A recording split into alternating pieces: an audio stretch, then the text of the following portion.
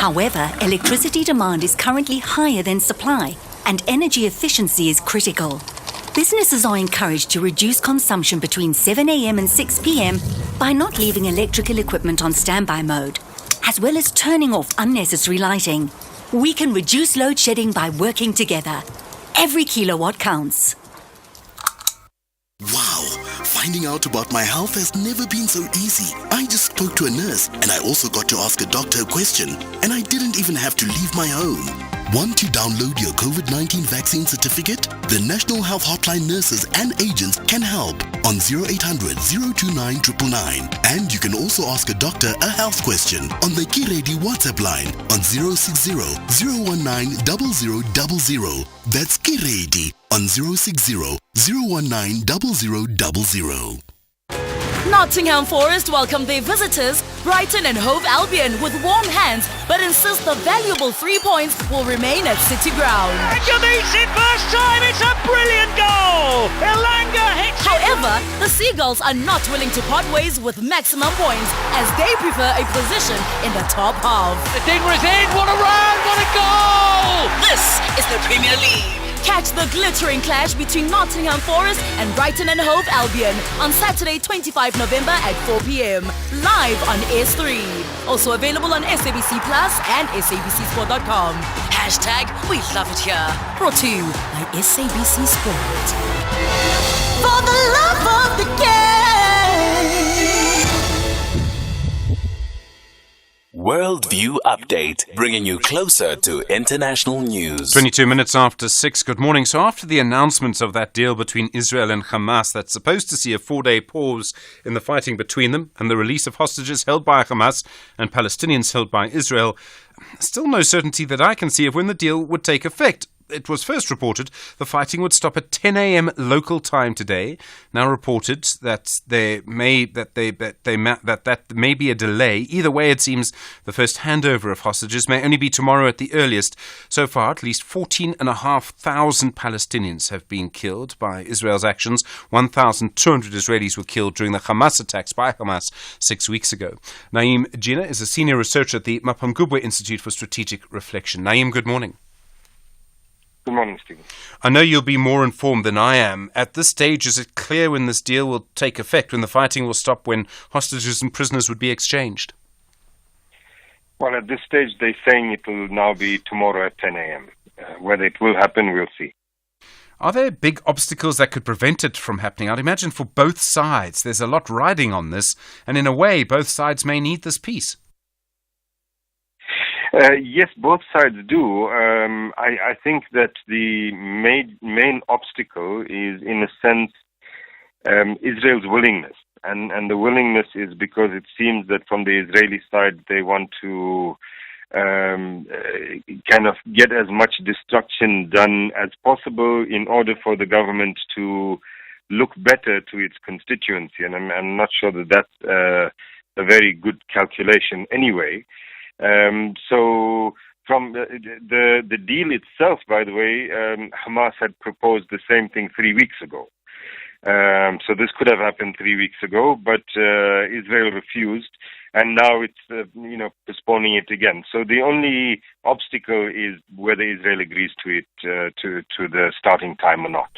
Would it then also be up to Israel as to whether that 4 days is extended or not? Do you think Hamas would agree to that? I mean, is there scope to try and turn this 4-day ceasefire, fighting pause, I realize both of those words are very loaded, into something longer? Well, my sense is that the Hamas people are hoping that that's what will happen. That 4 days they'd be able to, in that period, negotiate something that would be extended. The Israeli rhetoric, if not intention, but at least the rhetoric, is that as soon as the 4 days is over, they will resume the bombing. So at this stage, they are saying there's no way it's going to go more than 4 days. But, as we're seeing, things could change from hour to hour. The Israeli constituency, and this can be quite intriguing and obviously is one of the driving forces in this. But we've seen the Prime Minister Benjamin Netanyahu come under huge pressure. There was a meeting earlier this week where he met with families of people being held hostages. The sort of CNN headline was that some of those people were saying to Netanyahu, it's a difficult phrase, but let me repeat it, stop killing Arabs, save Jews. In other words, stop the sort of destruction of Gaza, try and get the hostages out.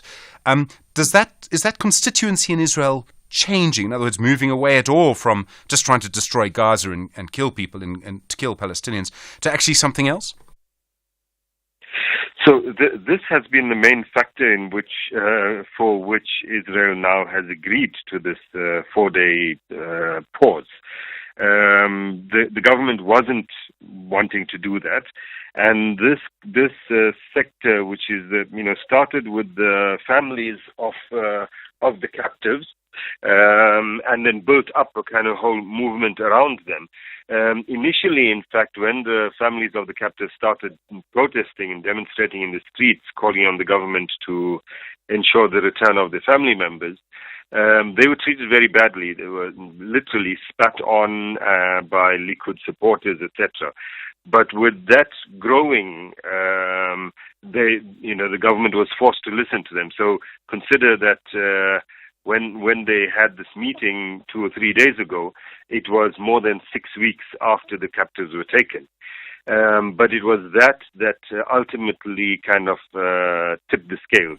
3 weeks ago, when Hamas had proposed this truce, that movement wasn't as strong on the streets as it is now.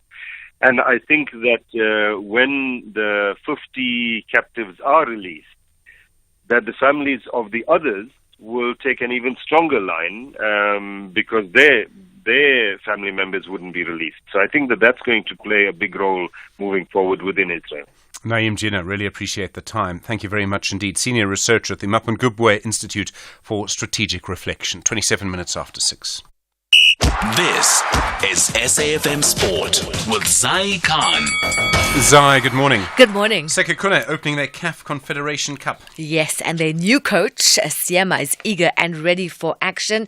They will take on, in their Group D campaign, RSB Berkane at Stade Principal de Berkane. The encounter will pose a formidable challenge because the Moroccans are in terrific form this season. They have already beaten Wydad this season. They are undefeated after 9 games and in second place behind AS FAR, who are the past CAF Champions League and Federation Cup winners. Elsewhere, the island manager, Stephen Kenny, will leave his role after the country's football association, the FIA, announced that he will not be offered a new contract. Ireland ended their year on a demoralising note as they were held to a 1-1 friendly at home by New Zealand, and that took place yesterday. In the meantime, the Everton director of football, Kelvin Telwell, says they will use their 10-point deduction by the Premier League as additional fuel in the remainder of their campaign. The Merseyside club was docked points with immediate effect last week after being found to have breached profitability and sustainability rules relating to losses. The penalty sees Sean Dyche's side drop to second from bottom with 4 points above only Burnley on goal difference, despite having claimed 4 wins from 12 league games this season. Motorsport, Mick Schumacher will race in the World Endurance Championship for Alpine next season. The 24-year-old German, son of 7-time F1 world champion Michael, will remain as Mercedes F1 reserve driver for a second year. Schumacher, who scored points only twice in 43 Grand Prix over 2 seasons, will again provide backup to 7-time world champion Lewis Hamilton and George Russell at Mercedes in 2024. The World Endurance Championship is a series of endurance races across multiple classes of car and includes the 24 Hours of Le Mans race. It begins in March in Qatar and ends in November in Bahrain. And finally, golf. Former SA Open champion Christian Bezuidenhout is hoping familiar surroundings will help him get over a lean patch when he tees up at the Joburg Open, taking place at the Houghton Golf Club this morning. Made a few changes in my team. I started with a new coach about 6 months ago. I had to make quite a bit of changes in my swing just to get a little bit more consistency in my hitting and my ball striking and stuff like that. So I'm still working through a few things in my swing, but I always feel comfortable playing at home, knowing the golf courses. We'll have more sport for you on Sunrise Headlines. Top of the hour, I'm Zai Khan. Zai, thank you very much indeed. In the next half hour, we'll talk about who may be the two people who will be the first judges to be impeached in South Africa to be removed from office in the democratic era. That's next to this FM leading the conversation, stage 4, until further notice, 6:30. Good morning. In the headlines, Eastern Cape Police say a 32-year-old man linked to the deaths of 3 learners aged between 17 and 19 has appeared in the Mdantsane Magistrates Court. On Sunday evening, 4 learners were shot while studying in the back room of a house where 2 of them were renting. Eskom says it will be formally appointing a new Group Chief Executive Officer by not later than the end of this year. It says it's awaiting for the Minister of Public Enterprises, Pravin Gordhan, to give the green light as required by the process in terms of the law. And Israel says the deal to implement a 4-day pause in fighting in Gaza in exchange for hostages taken during the Hamas attack in early October has been delayed until tomorrow. I'll have details on these and other stories at 7. SAFM, guiding you through the rush hour traffic.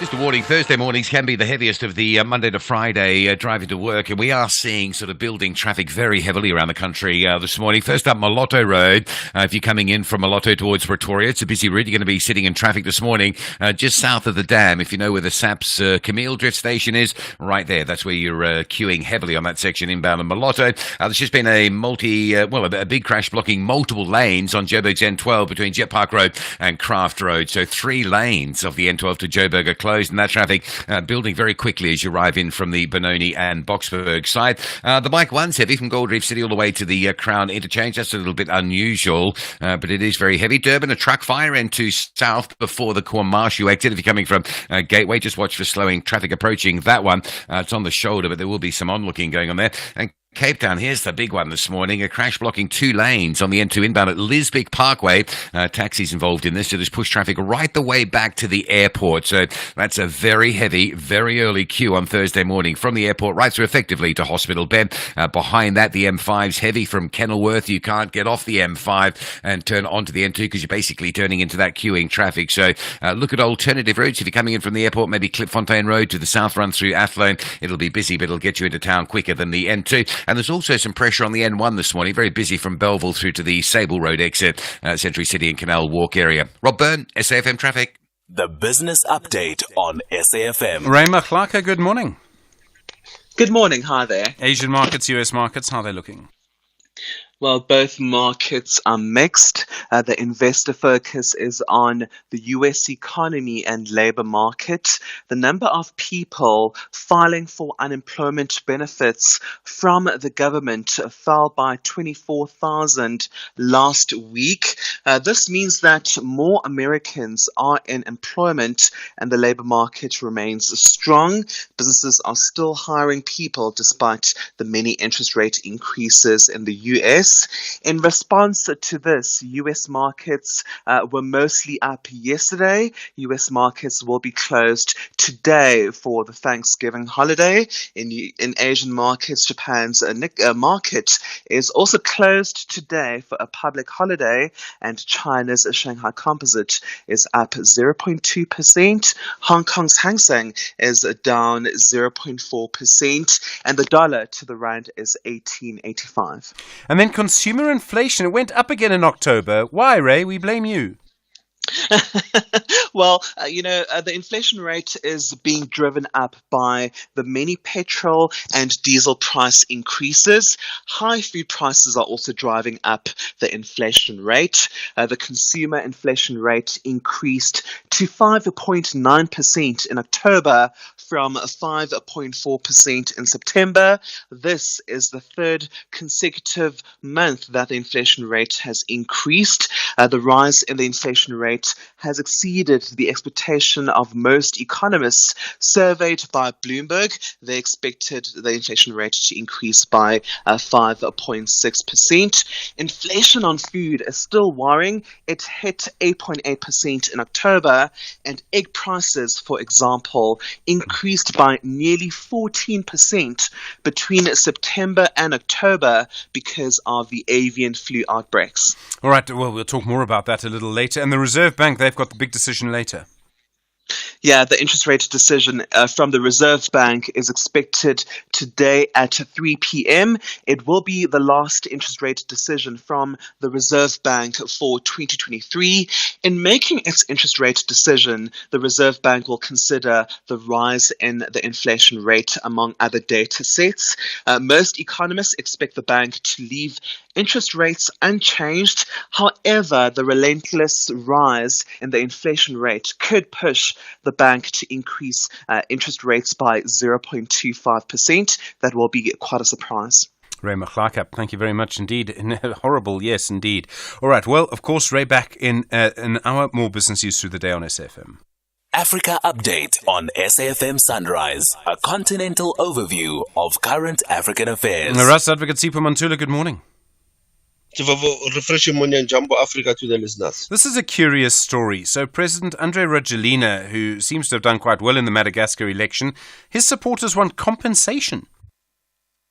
They want compensation because what was promised to them, it was during the campaign by Andre Rajoelina, the 49-year leading candidate. Now, Stephen, we are expecting the final results this week to come out from the Electoral Commission in Madagascar. Now, supporters went to his office yesterday and said, but we have promised us almost 70 euros, equivalent to 350,000 ariary in the local currency of Madagascar. And that might show also how politicians during elections, they are able to buy votes. This is shown by the supporters of Rajoelina in Madagascar. And then the DRC, the head of the European Union in the DRC, announcing a deployment of election observers. The EU, it is advancing both SADC and AU. And if you look at their numbers, actually they're looking at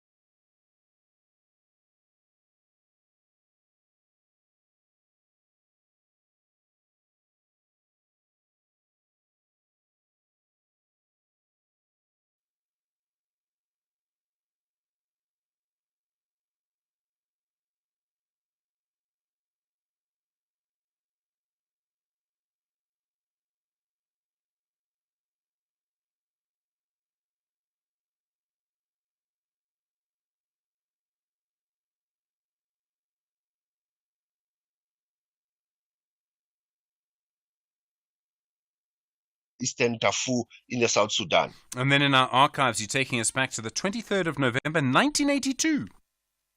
A very important day in our historical archive that the then apartheid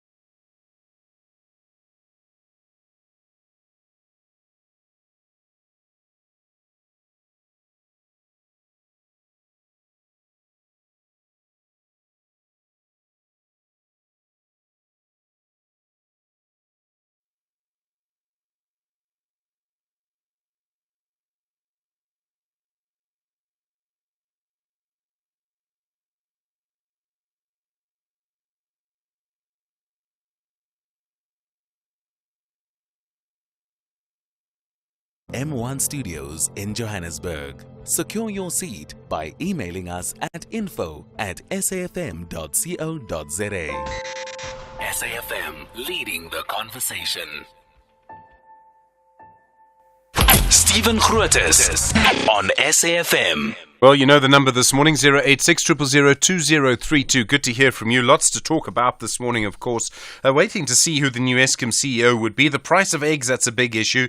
The situation in Gaza, of course. Julius Malema and 5 other EFF MPs being told they must apologise, and personally, to President Cyril Ramaphosa for what happened during the State of the Nation address. I suspect that they will, I think they may already be, taking that to court as well. So lots to come there. And of course, the Minister in the Presidency, Kubutso Ntshavheni, and her comments about the private sector trying to undermine a government, wanting government to collapse, or a strong response to all of that. One of the big stories that's been developing over the last 24 hours, the Justice Committee in Parliament voting to recommend to the National Assembly that MPs vote to remove suspended Western Cape Judge President John Hlophe and retired Judge Nkolo Matata as judges. If 2/3 of MPs vote in this way, they will be the first judges to be removed from office in the democratic era. Hlophe has been found guilty by a judicial conduct tribunal of trying to influence constitutional court judges in cases relating to then future President Jacob Zuma. This was back in 2008. Matala was found guilty of offences related to drunken driving and racial remarks he made afterwards back in sort of 2007. Lawson Naidu is the Executive Secretary at CASAC. Lawson, good morning. Good morning, Stephen. Thank you. This now goes to the National Assembly. It would seem the ANC and the DA agree these two judges should be removed. Do you expect those MPs to then vote in this way? Are you expecting a sort of formality when the vote happens? Yes, I think one will expect a formality there, that the two biggest parties in the National Assembly, as you've said, are in agreement that the proposal for the removal of these judges should take place on the recommendation of the Judicial Service Commission. And the Constitution gives that authority to remove judges to Parliament, after a process that is followed by the Judicial Service Commission itself, and those have been completed. Both these cases, Stephen, as you've highlighted, have taken an inordinate amount of time, 16 to 17 years. From when the misconduct occurred. And this has been a cause for great concern that the JSC really do need to improve their processes in dealing with complaints against judges. Part of this, and this will matter for both of them, is that even a retired judge receives the same salary they were receiving when they were a judge. That's the way it's set up. So both of them would then lose those salaries. They would lose all of those gratuities, well, not gratuities, but allowances or whatever they're called, but they'll lose their income after this. Is that right? That is correct, Stephen. I mean, judges are an important part of our democratic society. The judiciary plays an important role in underpinning our democratic foundations, and we appoint judges after a process that involves the JSC, and they are paid well, and they are paid for life in order to ensure that they're not, that they're able to focus on their jobs as judicial officers. And it is a salary for life, as you say, or a pension for life after they reach retirement age, to reward them for the contribution that they make to society as judges in upholding the law and promoting the rule of law, and they're held in high esteem. And when they transgress, and in these two cases where these two judges are deemed to have transgressed, and they are removed from office, the perks of that office must also go. And that's really about saying that there are consequences for acting outside what is expected, the high standards that are expected from judicial officers. The EFF MP on the committee was Cecile Mkhwebane, of course Lawson, a former public protector. She claimed yesterday that they were being treated unfairly. Is there any evidence of that? Well, I'd say that there's not a shred of evidence of that. Both these matters, as we've highlighted, have dragged on for 15 and 16 years with, numerous legal wrangles along the way, with matters being taken to court, and, one would say a Stalingrad strategy being adopted in these cases, certainly in the case of suspended Judge President Hlophe. So, these matters have been fully ventilated over the years. And, this is now the final hurdle for the National Assembly to take a vote. So I don't think anybody can say with a straight face that they've not been treated fairly. Judges have not been removed before in the democratic era. So, and their questions often, people who sometimes oppose the judiciary or very critical of it ask, how can we hold judges accountable? Is this part of that? Does this send a signal to judges that you have to behave in a particular way, you have to stick to the sort of rules that they sign up to, swear an oath to in a way? This is about then sending an important signal that judges too will be held accountable. Indeed, and there's a judicial code of conduct that judges are expected to adhere to. There's, there's a high standard of conduct that is required from judges given the important role that they play in our society. And they take that oath of office and assumption of office. And it's important for respect for the rule of law.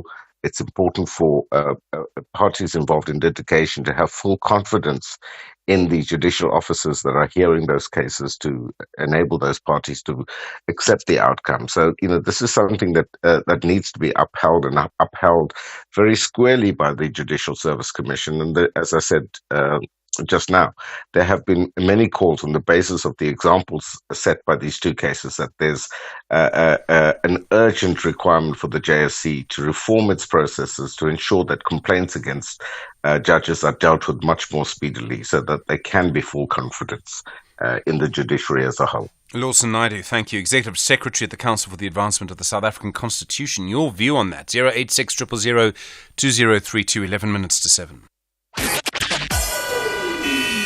SAFM, guiding you through the rush hour traffic. A couple of very heavy areas around Mtwani this morning. One is the Malotto Road. If you're inbound on the Malotto Road, expect a queue through Camille Drift. That is south of the dam area. And Solomon Mishlangu really battling out of Mamelodi East. There is some load shedding in the Mamelodi area. We think it's probably related to that, but it's a heavy standstill queue on Solomon Mishlangu, particularly coming south today. Big delays on the N12 in from Boksburg and Benoni. Crash blocking 3 lanes of the highway. That's a big one. Before Craft Road, it has pushed traffic all the way back almost to Atlas Road. So if you know the sort of North Rand Road option to the south of the N12, you might be able to sneak through there a bit quicker. Load shedding in the Randburg, Stratham Park, Ferndale area. Malabongwe and from North Riding through the highway into that Stratham Park area stays really heavy. Durban not having a bad run this morning. Higginson Highway is open through Chatsworth. Shallcross Road open as well. No repeat of what we saw there yesterday. The M13 is heavy the closer you get to the N3 Paradise Valley as you come up to the traffic restrictions. And Cape Town, boy, it's a heavy backlog on the N2. There's a queue passing Khayelitsha between Spine Road and the R300. That is busy, but it's starting to ease. It was heavier earlier. But the real big problem is when you get to the airport. There's a crash at Lisbeth Parkway, which is before Hospital Bend. 2 lanes are closed, so the N2 queues all the way back and it queues heavily back towards the airport area. Behind that, routes like the M7, Jake Scovell Drive trying to get in, north of Vangate Mall is very heavy. And there's a big backlog this morning on the M5 from the Kenilworth side. You've got some real problems getting off the M5 into that N2 traffic. You're basically turning into the crash in as you exit that M5, so that's a heavy one. Rob Byrne, SAFM Traffic. Black Friday is back at Dis-Chem, now for 9 days, from Wednesday 22nd to Thursday 30th November.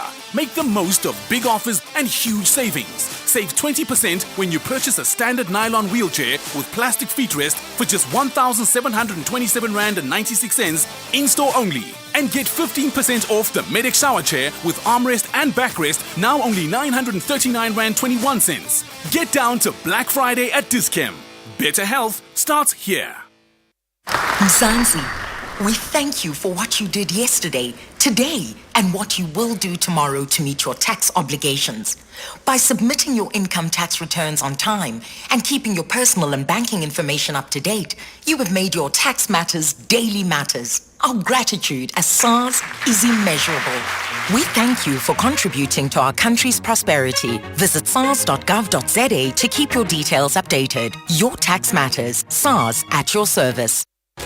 Nottingham Forest welcome their visitors, Brighton and Hove Albion, with warm hands, but insist the valuable 3 points will remain at City Ground. And makes it first time, it's a brilliant goal! Elanga hits it. However, the Seagulls are not willing to part ways with maximum points, as they prefer a position in the top half. The Dinger's in, what a run, what a goal! This is the Premier League. Catch the glittering clash between Nottingham Forest and Brighton and Hove Albion on Saturday, 25 November at 4 p.m.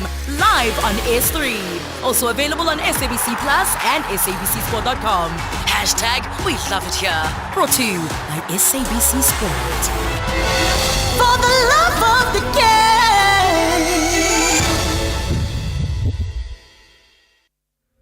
SFM invites you to our inaugural public lecture, delivered by the former Chief Justice, Mogoeng Mogoeng. I reflected on the lives of these men and said, Steve Biko could have been a medical doctor. Aubrey Mokwape, they could have been medical doctors, but for the sake of me and many others, they chose a path of justice. What challenges me all the time is there are multitudes out there who are unemployed, who are uneducated, people who from time to time go to bed without food. This is an opportunity to use this privilege, to use this position for the advancement of the cause of justice, because there is so much more that still needs to be done out there. The lecture will take place on the 29th of November 2023 at the SABC M1 Studios in Johannesburg. Secure your seat by emailing us at info@safm.co.za. SAFM, leading the conversation. Call us on 086 000 2032. Mataboche, good morning. You're on the line from Johannesburg. The impeachment of these two judges. Go for it. Hey, Brother Steve, my issue is about the impeachment of the two gentlemen. Yeah. Matata and the other guy. Chlope, and yes.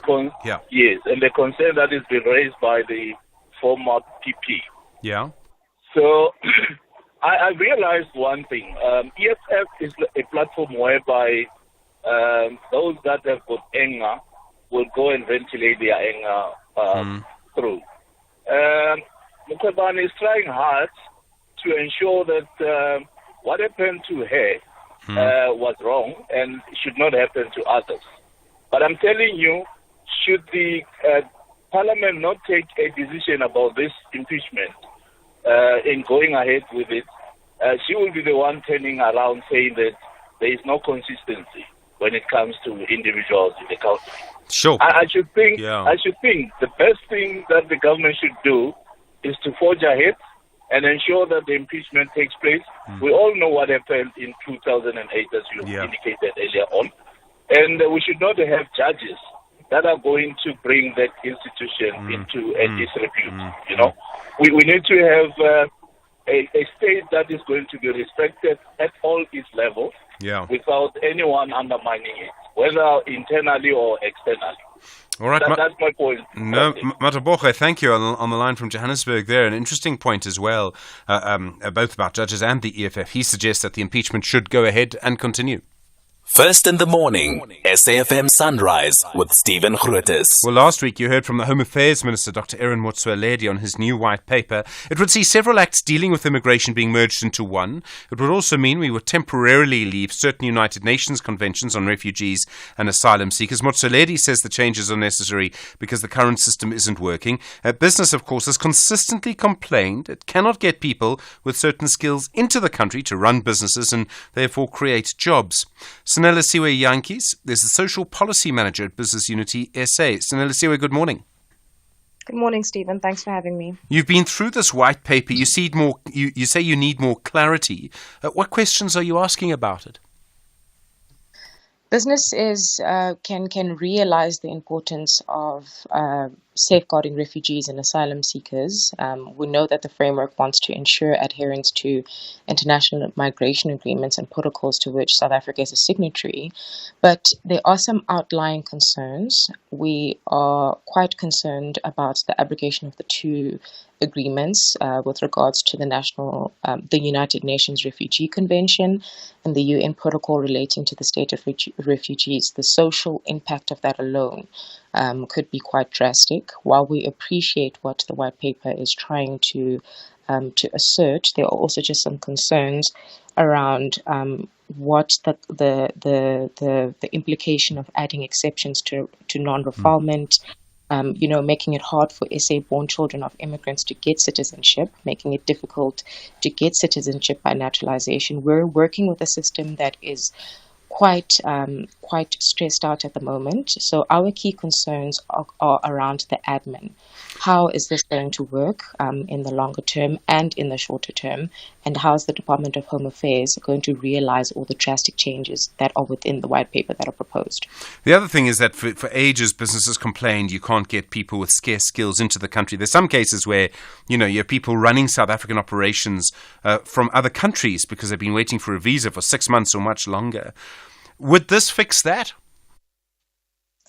Well, the white paper doesn't necessarily speak to that. It does have elements that speak to employment contraction, but you can imagine that the ripple effect of these kind of propositions are going to affect that, because this is all part and parcel of two departments that have to work together, namely the Department of Employment and Labour and the Department of Home Affairs. And we are of the opinion that this particular paper will have severe implications when it comes to that, and will contribute to the kind of stressed out system that we're looking at right now. Were you consulted when this white paper was being drawn up? And I realise there's sort of different periods of consultation. Has your voice been heard yet at all, or was this really the first time you get to speak about it?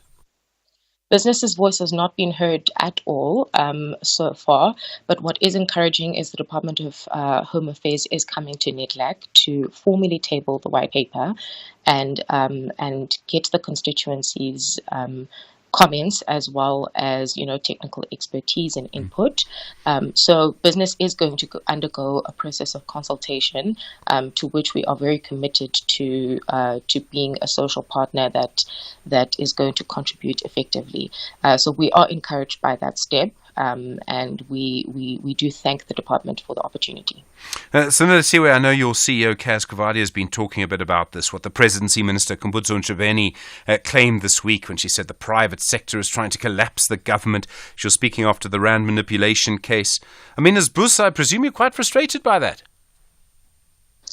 Of course, Busa is frustrated by that. Business is frustrated by that. But we cannot lose focus, Stephen, because we have set on a path of contribution as well as collaboration. Cass and Busa have been quite vocal about the fact that business is not going to withdraw from the kind of decisions it has made to collaborate with government. We are not in a position to back away, but the frustration is evident, and it is there, which is why we are in the public domain, being vocal about the fact that the private sector is dead set on working with the state to fix the country. Sinelisiwe, thank you. Sinelisiwe Jantjies is the Social Policy Manager at Business Unity South Africa. You were there, SAFM, leading the conversation at 7 o'clock. Outsurance will go out of their way to try and save you money on your car insurance. If they can't, ask for 500 Rand. SMS out to 38462. Now that's good news. Independent and impartial. This is SAFM News. In our top stories, Judges' Matter weighs in on Justice Committee recommendations, and Israel-Hamas hostage release deal delayed. Good morning. Judiciary monitoring body Judges Matters says Judges Nkola Mutata and John Hlophe are the first to have tested the conduct system for judges. Parliament's Justice and Correctional Service Portfolio Committee says it will recommend retired Gauteng Judge Nkola Mutata as well as suspended Western Cape High Court Judge President John Hlophe be impeached. 2/3 of the National Assembly's MPs will have to vote in support of the recommendation for it to take effect. Only the EFF opposed the recommendation during the committee's discussions yesterday. Alison Tully is a coordinator at Judges Matter. They are pathfinders in a way. They've really been the first judges who've tested the conduct system, although Judge President Hlophe to a larger degree. And what they've done is they've challenged most parts of the judicial conduct system. A lot of the challenges that they brought didn't succeed. They've certainly appealed the matters as far as they can take them. I think that what that ends up meaning is that the subsequent conduct matters that are coming through now are going to be dealt with more quickly. Public Works MEC in the Northern Cape, Fufema Katong, says her department has started an internal disciplinary process against suspended Public Works CFO Bradley Slingers after he was allegedly found in possession of over R500,000 in cash in his vehicle. The bust by police took place during a routine traffic stop last week. Makatong says the department is taking the matter seriously, which is why Slingers was placed on precautionary suspension. As far as I know, if the CFO is engaged in any extra remuneration kind of work, I cannot remember of any additional remunerational work, a permission that he has that perhaps can warrant for him to have such a money in his possession. We do not know at this point why he would have such amount of money. I don't think there's any need for us to depend on the investigation from the police. It would be very difficult for me to just indicate how long that can take, but I know for sure that the HOD has started a process of a disciplinary investigation within our system. The South African National Defence Force says an inquiry will be launched after one of its aircrafts crash landed at the Lotla Army Combat Training Centre in the Northern Cape. The crash landing occurred during a military exercise yesterday afternoon. In a statement, the Defence Force says no injuries were sustained. Police in Gauteng has warned members of the public to be careful of fake news and misinformation. This follows a video that has been doing the rounds on social media, claiming that 4 people were killed in the Langlaagte and Rivoli area in Johannesburg. Police say 2 people are recovering in hospital after they were injured in a drive-by shooting in Rivoli on Tuesday.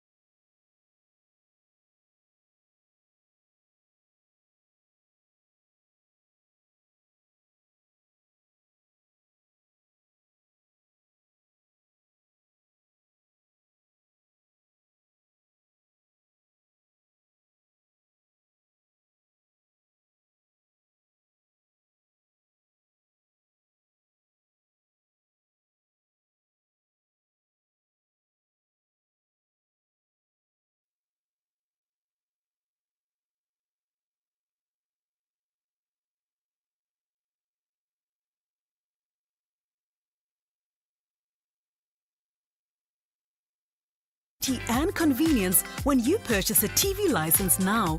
With our new secure payment systems with a one-time PIN, OTP feature, and the choice of receiving your OTP via SMS or email, you can ensure prompt and secure payments. The additional use of capture will protect you against spam and automated data attractions. With TV licenses, you can enjoy watching all your favorite shows or movies that matter to you. Get yours today. Visit www.tvlic.co.za. Second from the bottom, FC Köln confronts second from the top, Bayern München. The Billy Goats need a rapid plan to escape from the danger zone. Meanwhile, the Bavarians want to return to the summit. This is the Bundesliga. Football as it's meant to be. Catch the spectacular encounter between FC Köln and Bayern München this Friday, 24 November at 9:30 p.m. Live on SABC Sport on DTT Channel 4. Also available on SABC Plus and SABCSport.com. Hashtag We Love It Here. Brought to you by SABC Sport. For the love of the game.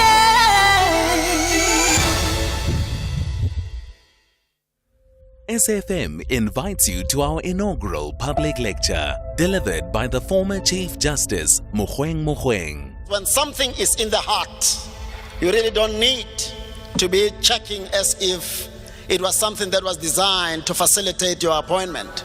One of the things that I promised the nation was to make sure that transformation happens, with a view to ensuring that work is somewhat evenly distributed among whites, black people, and both black and white women. That is the one responsibility among many that I have pursued with everything within my heart. The lecture will take place on the 29th of November 2023 at the SABC M1 Studios in Johannesburg. Secure your seat by emailing us at info@safm.co.za. SAFM, leading the conversation.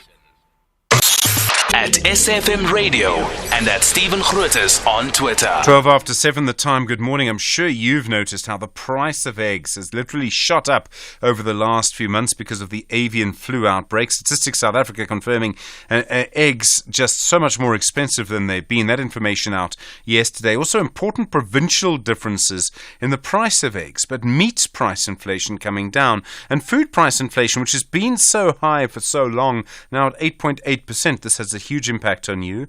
Overall, yesterday's consumer price inflation for the month of October coming in at 5.9%. The Reserve Bank's Monetary Policy Committee making a decision today about whether to raise interest rates or not. We start this morning with Kuketso Mano, an economist at FNB. Kuketso, good morning.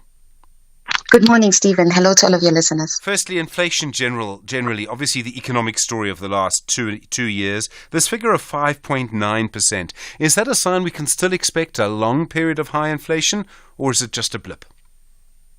Yeah, I mean, coming from where we've been over the past 2 years, 5.9% is actually shadowed by the 7.8% peak in July of 2022. But that said, we have seen inflation rising over the past 2 months. But what's interesting to us is that we expect this increase to be relatively brief.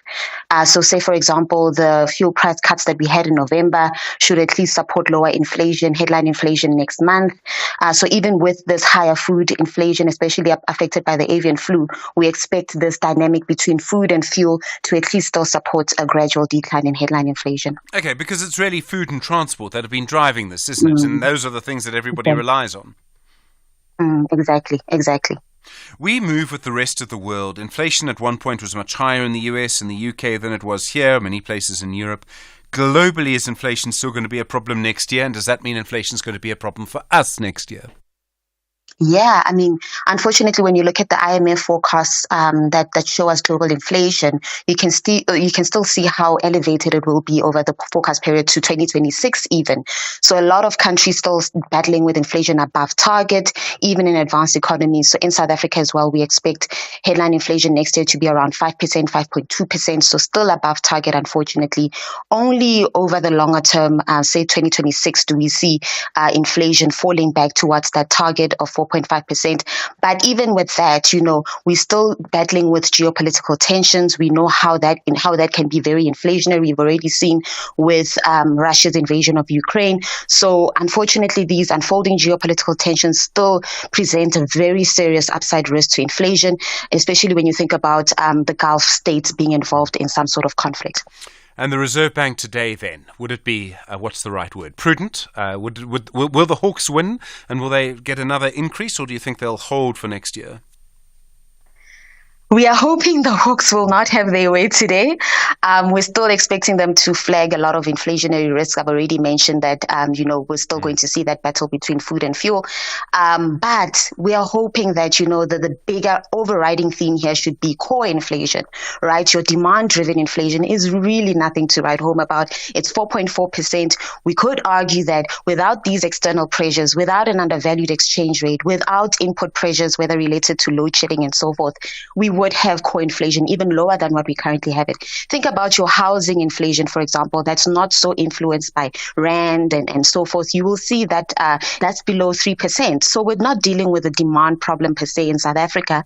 What we're dealing with these supply side issues, and what the MPC has been flagging is that they're afraid about the second round effect, but we haven't really seen that. So we're hoping that will really be an overriding theme for today, especially with the Fed having been on hold, the ECB also on hold. We're hoping that funding risk dynamic is also not very pressing at the moment. Grootes On, thank you. An economist at F&B, really appreciate the time. 17 after 7 with SAFM. Dr. Jane Battersby is in the Department of Environmental and Geographical Science at UCT, but a specialist in urban food systems. Dr. Battersby, good morning to you and thank you for your time. Egg prices, of course, have been so high. I presume other food prices have been high too. It's been a very long period of very high food price inflation. Yeah, good morning, Stephen. It really has. So if you look at the overall CPI, we're looking at about 6%, but the food and non-alcoholic beverages are up at 8.7%.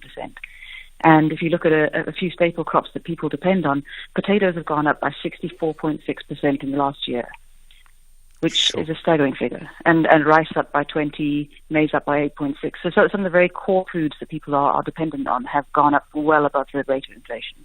How do people survive? Do they just buy less food? Do they eat different things? Yeah, so we see a range of tactics that people use. I mean, one of the main tactics is actually buying through the informal sector. And there's some new work coming out of the University of Pretoria that shows that street food vendors selling fresh produce, their tomatoes are on average 36% cheaper than formal retail prices. The onions have half the markup that the formal retailers have. So there's certainly ways in which people are exploring different market sources to try and save some money. But then we are seeing people reducing the quality of their diets, reducing meal sizes, going without is increasingly a reality. And certainly that there's a kind of a triaging within households where families are reducing the food that's going to the adults to ensure that the kids are getting what they need. Sure. How is it that the informal sector is able to have cheaper tomatoes, for example, than supermarkets? You would think that the big supermarkets, just through sort of their dominance, through their systems, that they would be cheaper. But in fact, spaza shops are showing that they're cheaper. How does that happen? Partly it's the really short supply chains, right? So they are buying directly from the municipal wholesale markets, the Joburg City Market, the Cape Town Fresh Produce Market, and there's very few middlemen. So there's very few infrastructure costs associated. There's few middlemen. There's much less transport costs, etc. So I think they're just sort of managing that way. If you think about the supply chains that the supermarkets have, the cold storage systems, so obviously there's some benefits to that system. So if you're able to purchase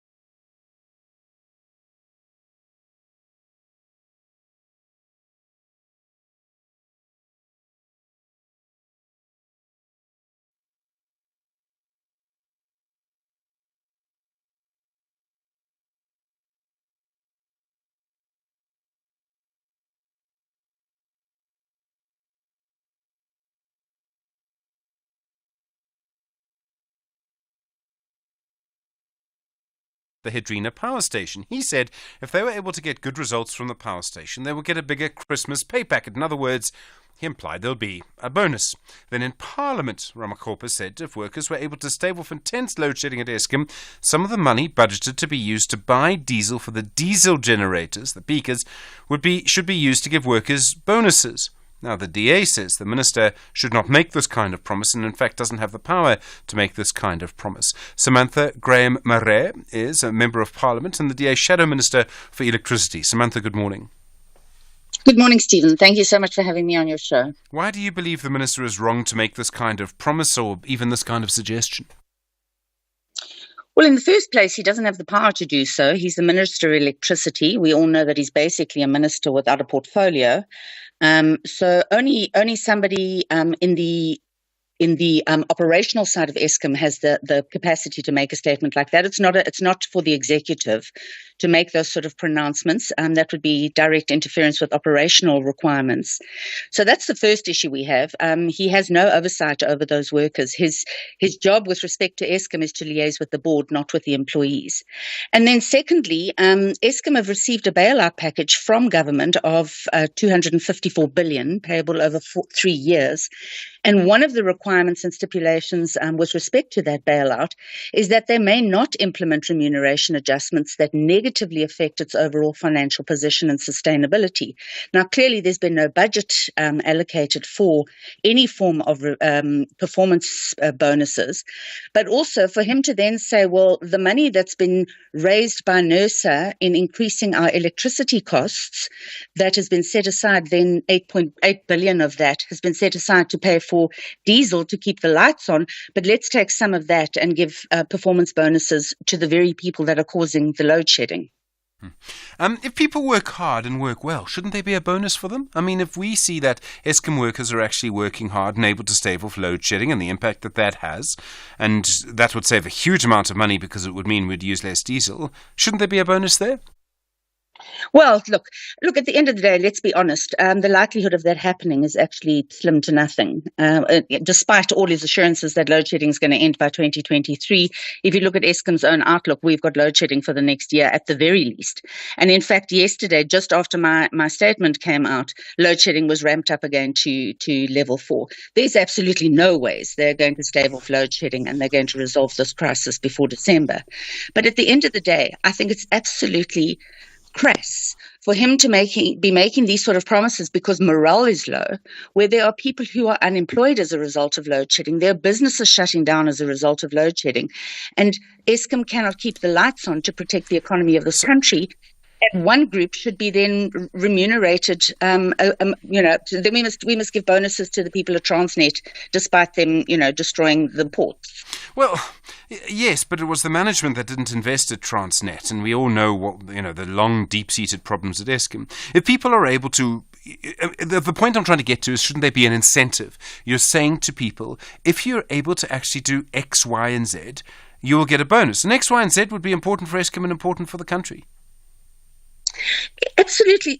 We're not against performance bonuses per se, but in the first place, I think it's populist to be making those sort of statements when you're not in a position to actually do it. So if you want to improve the morale of people, don't make promises you can't keep. He cannot make those statements. Eskom cannot pay bonuses. They are prohibited from doing so. So, we're not against them saying, well, if you stop load shedding, let's reward you. I mean, obviously, I think the whole country would get behind that. But this is just populism because it's actually not doable. Samantha Graham Murray, thank you, the DA Shadow Minister of Electricity. Well, your views on that? I mean, do you think we should be paying Eskom workers more? Do you think that they're in some way responsible for load shedding? Some people have made that claim over the years. 086 000 2032, 27 after 7. This is SAFM Sport with Zai Khan. Zai, good morning. Big trouble in that game between Argentina and Brazil. I know, crowd trouble that marred the 1-0 win for Argentina. It's a World Cup qualifier, and they had that win over Brazil at the Maracana Stadium. Kickoff delayed by half an hour because of the brawl between rival fans in Brazil. Let's listen now to the Argentina coach, Lionel Scaloni. Beyond the match, I don't know which words to use. I don't know which words because I don't want to be rude, but it's very ugly to see that happen. Whether it's an Argentinian or Brazilian, it's very ugly. Some of our players had family there. They didn't know if they were there. To play a match in these conditions was difficult. And this was after Argentina's World Cup winning manager Lionel Scaloni making the stunning admission that he might be contemplating walking away from his position as the Argentina national coach. Closer to home, Orlando Pirates have commenced internal processes and suspended Temenkosi Lorch from all club activities until the 12th of December. Lorch was sentenced in the Randburg Magistrates Court to 3 years imprisonment for assaulting his then girlfriend, though it was suspended for 5 years. He was also ordered to pay 100,000 rand to anti-gender-based violence body, people opposing women abuse, power, and he was also declared unfit to possess a firearm under the Firearms Control Act. Rugby News Ireland centre Gary Ringrose says they will never come to terms with his country's quarter-final elimination by New Zealand at the Rugby World Cup. Ireland went to France as one of the tournament favourites but came undone to the All Blacks, who went all the way to last month's final where they lost by a point to back-to-back champions, the Springboks. Yeah, I don't think I'll ever come to terms with it. It's just the inconvenient truth of it. Only one team can go and win it. But yeah, it was an amazing experience, and we had unbelievable group stages, occasions, and the amount of travelling support was amazing, and just the connection within the group. Everyone had such a great time. Again, yeah, bitter the way it finished, but can't completely forget how enjoyable the whole experience was, and hopefully learn from it and grow and be better, and use that little bit of disappointment to motivate us for the year ahead. And finally, tennis. Serbia will face Great Britain in the quarterfinals of the Davis Cup today. Novak Djokovic comes into the tournament in great form. He will probably face Cameron Norrie in the singles. Here's Djokovic. I'm ready. Obviously, I'm not freshest like I've been at the beginning of the season, or maybe a few months ago. But that's okay. I knew what's awaiting for me and what's expecting me, and I was ready for it. I've been performing. Some of the best tennis I've ever performed, really, in the last 4 or 5 months. So coming off from 2 great victories in Bercy and Turin, which are played indoors, obviously. So hopefully I can use that confidence and experience to contribute to Serbia. More sport for you on Sunrise. Headlines top of the hour. I'm Zai Khan. Zai, thanks very much indeed. Good morning to you. We'll be talking about road safety. What is government going to do this year that's different to what we've done in the past this December? That to come. You're with SFM leading the conversation. Stage 4 now. And that's, frankly, the outlook until further notice, 7:30. Good morning. In the headlines, the case against Sibanye's Stillwater mine employee who allegedly stabbed a colleague to death is expected to be back in the Western Area Magistrates Court today, west of Johannesburg. Judiciary monitoring body Judges Matters says Judges Nkola Mutata and John Hlope are the first to have tested for the conduct system for judges. And Israel says the deal to implement a 4-day pause in fighting in Gaza in exchange for hostages taken during the Hamas attack in early October has been delayed until tomorrow. I'll have details on these and other stories at 8. SAFM, guiding you through the rush hour traffic. It's a very heavy delay leaving Ekurhuleni this morning. There's been a crash blocking multiple lanes between Jet Park Road and Craft Road. That traffic is pushed back through Atlas and all the way back to Tom Jones. So leaving Benoni through Boksburg in towards the Jet Park area, very heavy. Try Ridge Road, Yoldwyn to the north, try Northrand Road to the south of the N12 corridor. You'll probably sneak through a little bit quicker, certainly, than the N12 backlog. Olifants-Fontaine from Blue Hills through Midrand down towards the M1 highway, even heavier than normal this morning. That's a big backlog there. Pretoria, not too bad. There is some load shedding around the Mamelodi area, so Solomon Mshlanga is under a bit of pressure. Durban as well, holding it down quite nicely. Just the usual sort of backlogs, N2 from the M7 up towards the M13 bridge. That is quite slow. There has been a crash though on the Higginson Highway this morning. Yesterday it was protesting in Chatsworth. This morning, as you leave Chatsworth, it's a crash at the N2, so quite slow from Haven side as you make your way slowly along the Mike 1. And Cape Town, here's the other big one today that we're watching. The N2 inbound, a crash blocking some lanes at Lisbik Parkway. Traffic is back beyond the airport exit back to airport runway. That's very heavy. All the routes that feed in, like Dana Fontaine, Robert Sobukwe, N7, Jake Cherville Drive, Jan Smuts Drive, all of those routes that feed in are very heavy, including the M5, which is parking back all the way to Ottery and sort of Plumstead territory. There's some real issues getting off the M5 because you're basically turning into the N2 straight into that crash and into stationary traffic. So if you're coming up from the south, just be aware of that. And all the bridges like Klipfontein, Kromboom and the Racecourse Road, all very heavy, particularly coming from the Rondebosch east side. There's some load shedding there, plus some problems getting into that M5. Rob Byrne, SAFM. The business update on SAFM. Ray Machlaka, good morning. Asian markets, US markets, how are they looking this morning? Well, both markets are mixed in the current trading session. Markets are still digesting minutes from the US central bank's meeting on interest rates. Central bank officials agreed that they would proceed carefully and only increase interest rates if the consumer inflation rate does not decrease. At 3.2% in October, the inflation rate in the US is still high. US markets were mostly up yesterday. US markets will be closed today for the Thanksgiving holiday. In Asian markets, Japan's market is also closed today for a public holiday. However, China's Shanghai Composite is up 0.2%. Hong Kong's Hang Seng is down 0.6%. And our market, the JSE, was up 0.7% yesterday. The shares of mining companies were mostly up. And then crime costing our economy 700 billion rand a year, and that's from the World Bank. Yes, South Africa's high crime rate is taking a big toll on the economy. The World Bank says that crime reduces the competitiveness of companies in South Africa and hampers their growth because they have to spend a lot of money on security. Crime damages basic infrastructure through theft and vandalism. It also affects people's quality of life. The World Bank says a high crime incidence makes South Africa unattractive to investors and investments, and the bank estimates that crime reduces South Africa's overall economic performance by at least 10% every year. That translates to about 700 billion rand every year. And then Nedbank appointing an ABSA executive as its new CEO. Yeah, Jason Quinn has been the Chief Financial Officer of ABSA for many years. Quinn has now resigned from ABSA to take on the CEO job at Nedbank. Quinn will become the CEO of Nedbank from June next year, taking over from the incumbent Mike Brown. Quinn has worked in the auditing, finance and banking industry since 1992. He served as the ABSA interim group CEO from 2021 to 2022, following the shock resignation of Daniel Minele.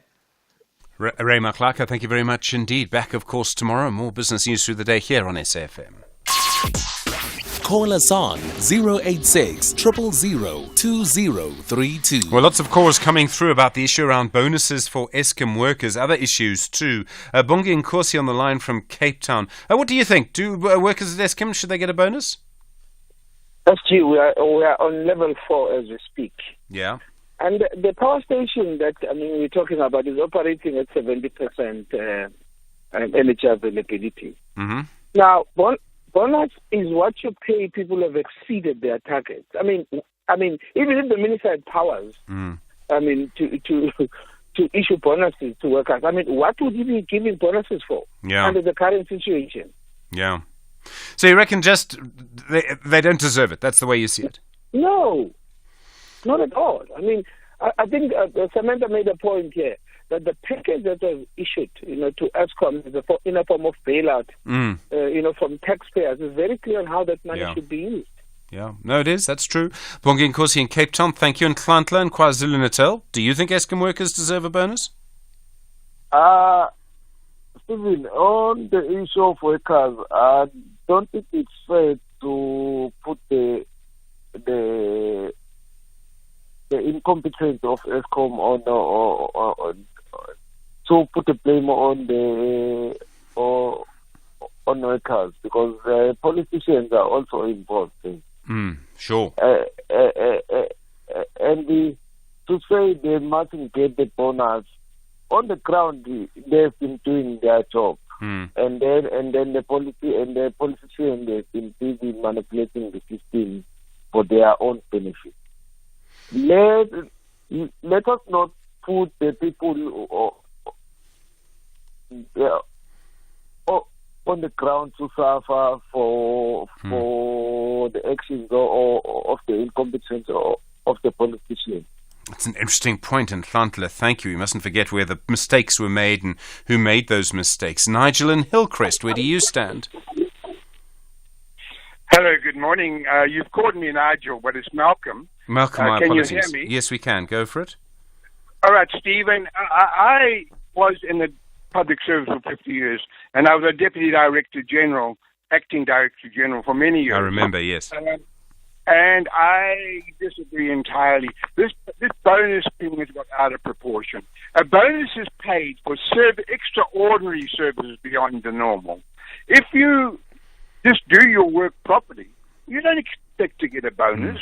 It's only if you do extraordinary work beyond the normal that you should be paid bonus. But it's not like that anymore. You just get paid bonuses for doing your work however badly. So I think it's being used as a collection ploy at this particular instance. Sure. I hadn't thought of elections. I don't know if it would really make a difference, but I hear your point. Malcolm and Hillcrest, sorry about the name mistake. Do appreciate it.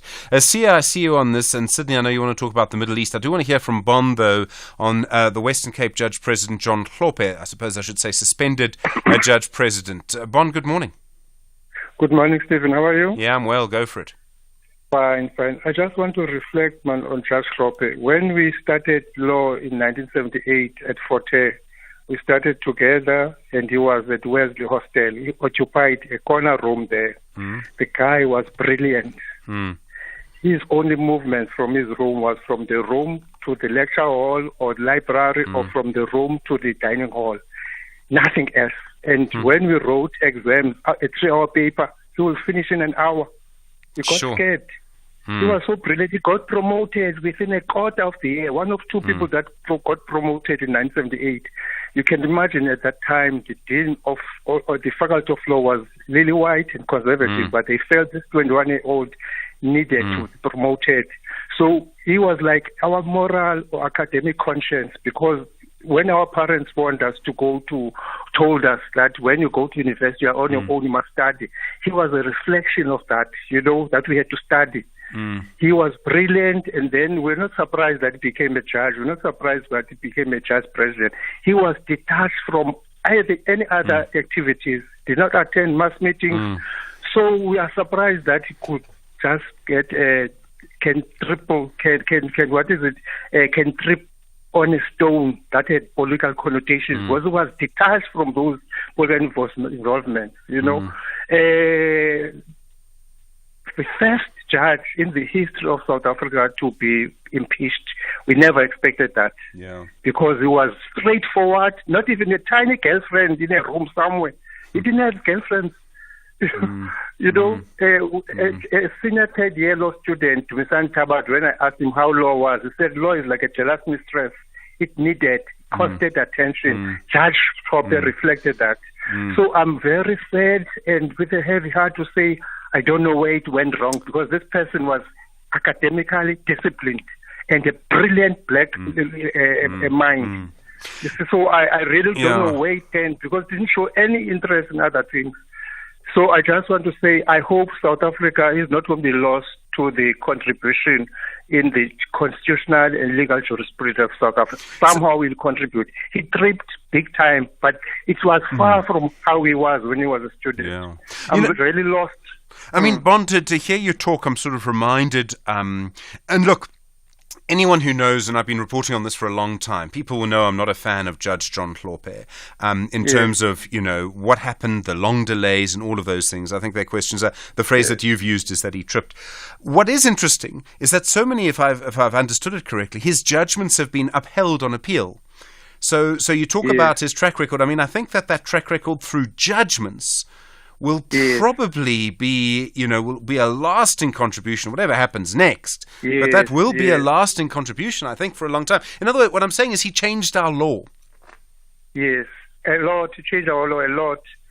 But as the saying goes, it's how life goes, how the cookie crumbles. Yeah. He is brilliant in law. I don't know what made him to trip. You understand? I don't know what made him to trip. To be involved in matters of Jacob Zuma, changed this. And the president showed no interest at all at Forte. Nothing. Just kept to himself. Like he was a nerd, if I can say so. He was like an academic nerd. But he kept us going, like we want to be like him. So he left us in the first 6 months to be in the second year. The one of two only that honor occurred to. Sure. So I really am surprised, but it's life, Well, life damages us, and I think apartheid damages, so many people in different ways, and I sometimes wonder about that. But I mean, I've seen the man in person once. I saw him speak once, so I can hardly comment on it. Bon, thank you very much. Thank you. And the idea of Judge John Hlophe as a student in a sort of corner room in a residence at the University of Fort Hare is one of the things I'm going to take away from Bon's memories there. Bon, thank you for that. 16 minutes to 8. Join us on Afternoon Express Tuesday at 6 p.m. on S3 as we discuss grieving and dealing with loss. We unpack everything from working through the grieving process to understanding the financial implications that you should be prepared for. Plus, we guide you through the importance of drafting a legal will.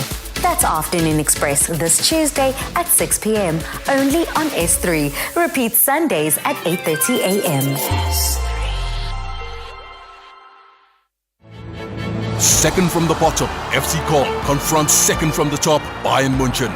The Billy Goats need a rapid plan to escape from the danger zone. Meanwhile, the Bavarians want to return to the summit. This is the Bundesliga. Football as it's meant to be. Catch the spectacular encounter between FC Köln and Bayern München this Friday, 24 November at 9:30 p.m. Live on SABC Sport on DTT Channel 4. Also available on SABC Plus and SABCSport.com. #We love it here. Brought to you by SABC Sport. For the love of the game. Stephen Grootes on SAFM. Just gone 8:15. Good morning. You know the number, of course. Well, you may remember that there was a ban brought in by the Department of Trade, Industry and Competition on the export of scrap metal. And one of the reasons for this is so much metal is stolen, and presumably for the sort of export market, and people make money out of it. You know how big an issue this has been. Just look at the attacks on infrastructure, cable theft, the impact that has on Transnet and railways, for example. Well, now that ban comes to an end at the end of December, and various people have made submissions saying that the ban on the export of scrap metal should be extended past December. But the Steel and Engineering Industries Federation of South Africa, SIFSA, they disagree. They say the ban should come to an end. Elias Monache is the president of SIFA. Elias, good morning. Good morning, Steve, and the listeners this morning. Why do you believe the ban should not be extended? Why do you believe the ban on exporting scrap metal should end? Stephen, the rationale that we were told was around capping of vandalism and theft of the infrastructure. And the figures before us is telling us a different story, that nothing have been done to date in terms of capping that. It then means our policing mechanism or the entire security cluster is not doing its work. That's one. Two, it then means we cannot then rely on a ban. We need then to look at other mechanisms that we can then address vandalism and theft of the infrastructure in different forms and shape. And that's the reason why we are then saying the ban is not working, have never worked. And the fourth part of the problem is that the downstream companies, they're suffering severely so as a result of this ban. And the fifth part is the question of the employment and the economic consequence in terms of the extension of this ban beyond December. And hence we're then saying this ban must be uplifted so that the entire country can then benefit both in terms of the fiscus, because if you sell things globally, you then get a certain funds into the fiscus, and the other part is for the benefit of the downstream sectors, including even job creation or retention of employment in various subsectors. Sure. So, Elias, I mean, I suppose one of the key questions to this is there any evidence? We had a period when there was no ban. We brought in the ban to achieve the stated aim to reduce the amount of infrastructure that was being stolen. Is there any evidence to show that it worked? Is there any evidence to show there's been less theft as a result of the ban? No, I'm saying the evidence before us from the police report of 2022 to 2023, it shows that there is an increase of theft. So it didn't work, basically. It didn't work. That's the reason why I'm saying it didn't work. Then this is not our figures. This is the figures from state entities, particularly from police, to say there's an increase. And we are then saying, if the ban was supposed then to deal with this thing and it's not working, it then means that we need them to uplift it. And it's the same principle that I keep using an analogy of a traffic light. If you cross a traffic light, Steve, you don't ban the drivers. You basically then deal with the enforcement, isn't it? That's one. Two, we have also seen during COVID when Minister of Health tried then to ban cigarette and various other things. It didn't work because you are basically then pushing people to go underground. A criminal is a criminal. So we need then to find a better way of dealing with this thing. And one of the things that we have offered as an industry was to have a conversation with the authorities to say, how can we then cap scrap? For example, if we're then to look at centralization of scrap, in terms of procurement from state entities, it then means one, you'll then have a license to export that in whatever form or shape. And if they catch you having any equipment that comes from state entities, you are basically then subjected then to criminal proceedings. And I'm saying as a sector, we are willing then to assist government in terms of the monitoring and dealing with these issues, not this one-sided and linear approach that you think a ban will then resolve the issues. That's not the case. And the information before us is telling us contrary, that the ban didn't work and will never work. Elias Monachep, thank you. President of CIFSA. Do appreciate the time. 10 minutes to 8. SAFM, guiding you through the rush hour traffic. Well, the biggest delay around Gauteng this morning has been the run out of Benoni through to Boksburg. A really big crash scene just before Craft Road as you head towards Joburg. Multiple lanes closed, and that's now pushing traffic heavily back to Tom Jones and sort of working back to Snake Road. That's a really, really extensive queue of traffic. Try Ridge Road, Yoldwin to the north, or North Rand Road to the south, and sort of aim to come back onto the highway at Craft Road. That'll be a point that is west of the collision scene. A lot of pressure around the Atlas Road Bridge in Benoni as well, trying to get into that N12. The N1, a crash up by Gordon Road. If you're leaving Soweto, that's quite slow this morning. And Olifantsfontein's very heavy, coming out of Blue Hills. Really big queues, a lot worse than normal, from Blue Hills right through to the N1 highway. Pretoria, Trinity looking all right this morning. No major problems there, nothing too outrageous. Durban, a crash on the Higginson Highway at the N2. You're delayed coming through from the Chatsworth area. From about Haven side, it all gets a bit busy as you backlog into that. And in Nunda Road from Newlands, heavy queues down towards the N2 highway. That is probably traffic light related this morning. Cape Town, N2 inbound, earlier crash at Lisbeth Parkway. All lanes are open, but the traffic is heavy from the airport this morning. You will sit on the N2 all the way through. The M5 struggling to get off, and that queues back to Ottery Road. And a lot of congestion again coming out of Tableview. You've got big queues on Sandown Road, Malabongwe, out towards the N7. You've got the roadworks on the Bloberg Road at Kuberg Road. That traffic this morning back as far as Wood Drive. And you've also got some very heavy traffic on the West Coast Road Marine Drive option from Sunningdale all the way through to the first set of traffic lights at Sunset Beach. Otto Duplessis coming off the beachfront, and Bloberg Road around Bayside into that Marine Drive and West Coast Road, all heavily queued and jammed. Rob Byrne, SAFM Traffic.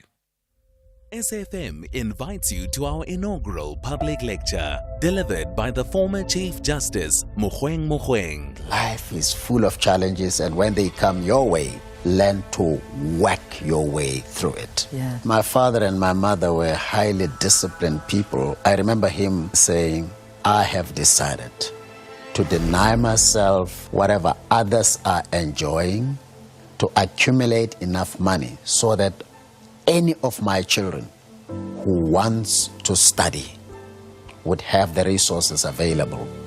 to study so that they don't have to suffer the way I have had to suffer. The lecture will take place on the 29th of November 2023 at the SABC M1 Studios in Johannesburg. Secure your seat by emailing us at info@safm.co.za. SAFM, leading the conversation.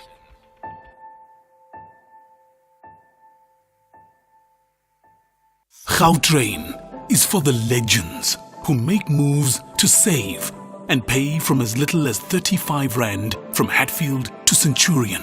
Is for Ikoko who steady chill on neutral on a downhill just to save fuel. So when it comes to travel, make moves that save and pay from as little as 35 Rand from Hatfield to Centurion Station. Gautrain, for people on the move.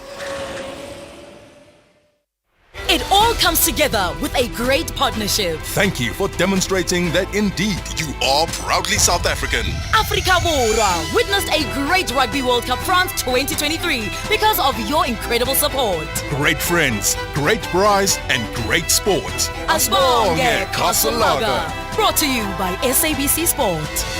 For the love of the game.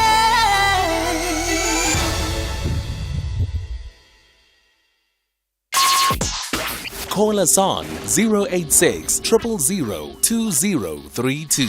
Well, that's the number. 6 minutes to 8 the time. Jacob on the line from Emalacheni, Witbank. You want to talk about Eskom, Jacob? Hi. The idea of bonuses for workers. Yes. Oh, Jacob, we can hardly hear you. I'm going to ask if you can call back, or perhaps we can call you back. Sorry about that. Sydney and Aikenhook. Been a while, Sydney. Hi. Judge John Hlophe. Yes, Brother Steve, Sydney, the labor in Akonok Bushpatrick. Brother Steve, let's think about the good that John Hlophe has done all these years. Yes, it's true. He has transgressed based on those who were looking at all the challenges he faced. He transgressed, yes, but forgive the man.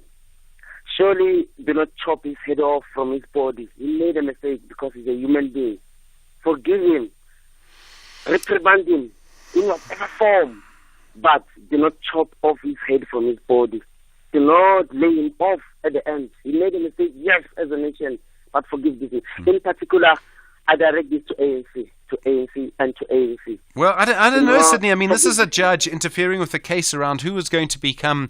I mean, it was a complicated case, but it was all about former President Jacob Zuma. I mean, can we have judges trying to influence constitutional court cases about someone who could be president? I mean, I hear you, but I mean, isn't that a big? I mean, that's a big thing to do.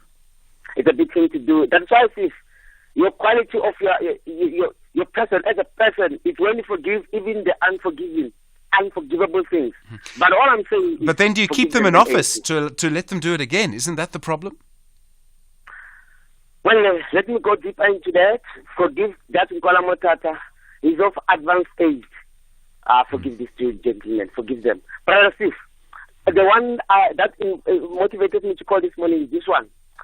An individual, a nation who submits to Christ, Jesus Christ, is full of compassion and forgiving. The Israel-Palestine war, when I look at it, of course the religion shouldn't play part, or it might play part, I don't know, but yes, I represent myself on this one. The Israelites of today and then, they already don't subscribe to Jesus Christ. They reject him. My information that I read tells me at 80% they don't believe in Jesus Christ. Actually, they don't want him. Yeah. They believe in Judaism. They preserve their ethnic group, their Judaism. Sure. So it's why they exacerbate this cruelty on the Palestinians. All right, Sydney, I am going to sort of stop this there, and I'm sorry, Sydney. I know that often you mean well, and you and I have spoken before, but I think this is taking us down a very difficult road, and I don't think this is a road that we really need to go down. I accept that religion is obviously a part of what's happening in Gaza, but I think we'll leave that there. 3 minutes to 8. At SFM Radio and at Stephen Grootes on Twitter. Okay, well, the launch today of the new, actually on Sunday, of a new festive season road safety campaign. And you know, of course, how during the December period, more people on the roads, how big an issue this actually is. Simon Zwane is the Road Traffic Management Corporation spokesperson. Simon, good morning. We have a festive road season campaign every year. What are we doing different this year to try and reduce the number of people who die on our roads? Steve, let me confirm that indeed on Sunday we are having the launch of the festive season, but we're also remembering all the victims of the road and survivors of the road accidents. So this year we've undertaken an in-depth study, really looking at where the problems are and what needs to be done. And we want to build on the success we had in the last festive season, where we had a 14% reduction in the number of people dying on the roads. But our analysis tells us that we have to focus on the five provinces that contribute 80% of the fatalities in South African roads. Those are Gauteng, KwaZulu-Natal, the Eastern Cape, the Western Cape, and Limpopo. So we will focus on those. But also we now understand that in the provinces and municipalities, they don't work after hours. So there is no 24-hour shift system. And fatalities do happen, the majority of them happen at night. So we'll also be augmenting their manpower there to assist them to close that gap after hours. So starting from 15 hours to midnight, we'll be intensifying. Okay, I mean, one of the major issues we have is just so much traffic on the same road infrastructure. And the M3 is probably all right. But, if you, any long weekend, driving back from Limpopo to Johannesburg, from that sort of Polokwane to Joburg Road, you see it. A big part of this is infrastructure. The road just isn't big enough. It's true, Stephen. That road is not big enough, but also even the toll gates on that route are not working as smoothly as they do on the N3. So that's the issue that will be looked at by SANRAL to ensure that there is a free flow of traffic on that route. Simon Zwane, thank you, spokesperson for the Road Traffic Management Corporation. You with SFM leading the conversation. It's 8 o'clock. Outsurance will go out of their way to try and save you money on your car insurance. If they can't, ask for 500 Rand. SMS out to 38462. Now that's good news. Independent and impartial. This is SAFM News. In our top stories, Sibanye water mine employee murder case back in court and judges' matter weighs in on Justice Committee recommendations. Good morning. The case against a Sibanye water mine employee who allegedly stabbed a colleague to death and took a selfie with the corpse is expected to be back in the Western Area Magistrates Court today west of Johannesburg. 43-year-old Bunehelo Lififa made a brief appearance on Monday, where the matter was postponed for the defence to familiarise themselves with the case. The murder shook the country when a video footage went viral on social media over a week ago. Horisani Sitole reports. For the 3-year-old Bunehelo Lififa is expected to make a bail application this morning. On Monday, legal representative advocate Lwazim Zinyati requested for a postponement so that they could prepare for the formal bail application. Lififa faces a Schedule 6 offence for the alleged murder. There has been a strong public interest in the matter, where the courtroom has been packed to capacity since his first appearance. The Basic Education Department in the Free State says it has come up with ways to curb bullying and initiation practices at boarding schools. This comes as a criminal case was opened against 4 grade 10 learners at the Christian De Wet Combined School in De Wetsdorp for allegedly burning 13 grade 8 learners with hot knives and spoons as part of a hostile initiation practice last Sunday. Howard Ndaba is the department's provincial spokesperson. I met with the principal, I met with the SGP. What they are saying is that they were not aware of this practice. We have developed a plan as to how to curb this. One of the plans that we have recommended to them is that they must also make sure that they amend or revise the school code of conduct, including the hostel code of conduct. We ban any initiation or ritual that will be done by the learner. Also, it recommended that there should be at least a suggestion box where learner can anonymously put there and complain about whatever kind of bullying they are facing. Because this is even more than bullying. What we have done is to open the criminal case. These 4 learners will also be facing disciplinary action next week. Judiciary monitoring body Judges Matters says Judges Nkola Mutata and John Hlope are the first to have tested the conduct system for judges. Parliament's Justice and Correctional Service Portfolio Committee says it will recommend retired Judge Gauteng Judge Nkola Mutata as well as suspended Western Cape High Court Judge President John Hlope be impeached. 2/3 of the National Assembly's MPs will have to vote in support of the recommendation for it to take effect. Only the EFF opposed the recommendation during the committee's discussions yesterday. Alison Tully is a coordinator at Judges Matter. They are pathfinders in a way. They've really been the first judges who've tested the conduct system, although Judge President Hlope to a larger degree. And what they've done is they've challenged most parts of the judicial conduct system. A lot of the challenges that they brought didn't succeed. They've certainly appealed the matters as far as they can take them. I think that what that ends up meaning is that the subsequent conduct matters that are coming through now are going to be dealt with more quickly.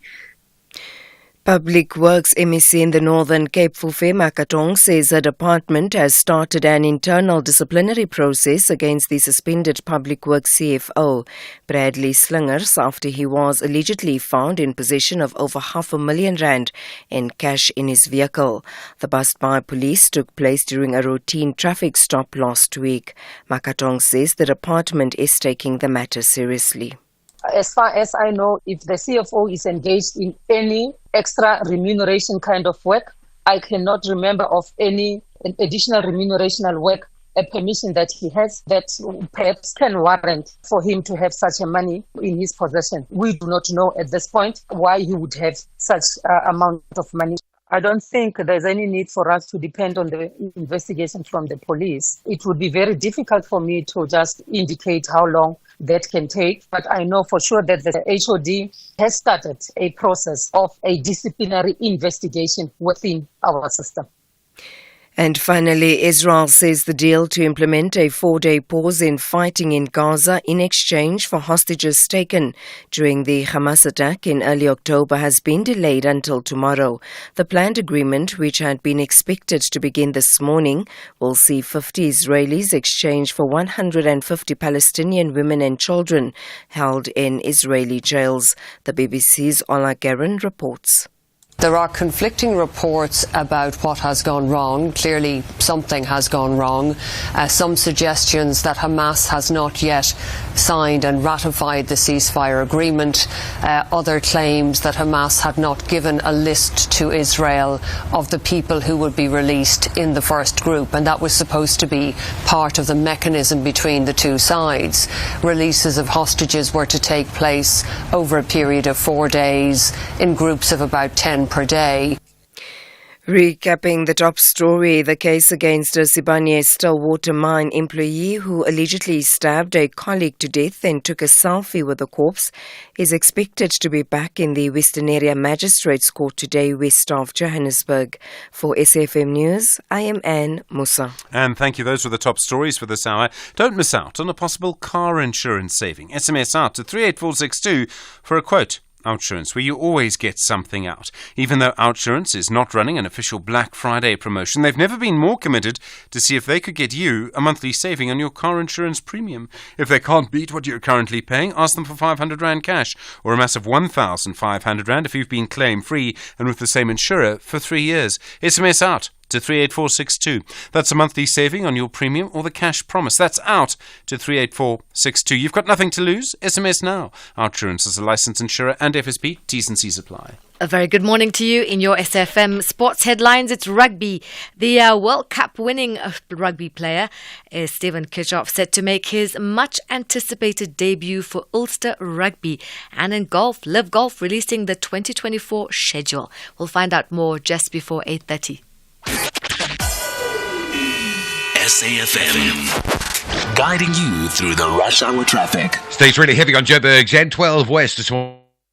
Morning, a crash before Craft Road. Multiple lanes are closed and the traffic parked all the way back deep into Benoni, back as far as Tom Jones Street. The M2 coming into Joburg through Benrose down to Crown is slow, and a crash on the M1 north at Gordon Road. So if you're leaving Soweto on your way through Rudaport, that remains busy. Four ways just about to get some load shedding for the next couple of hours. So factor in one or two extra delays in that part of Joburg this morning.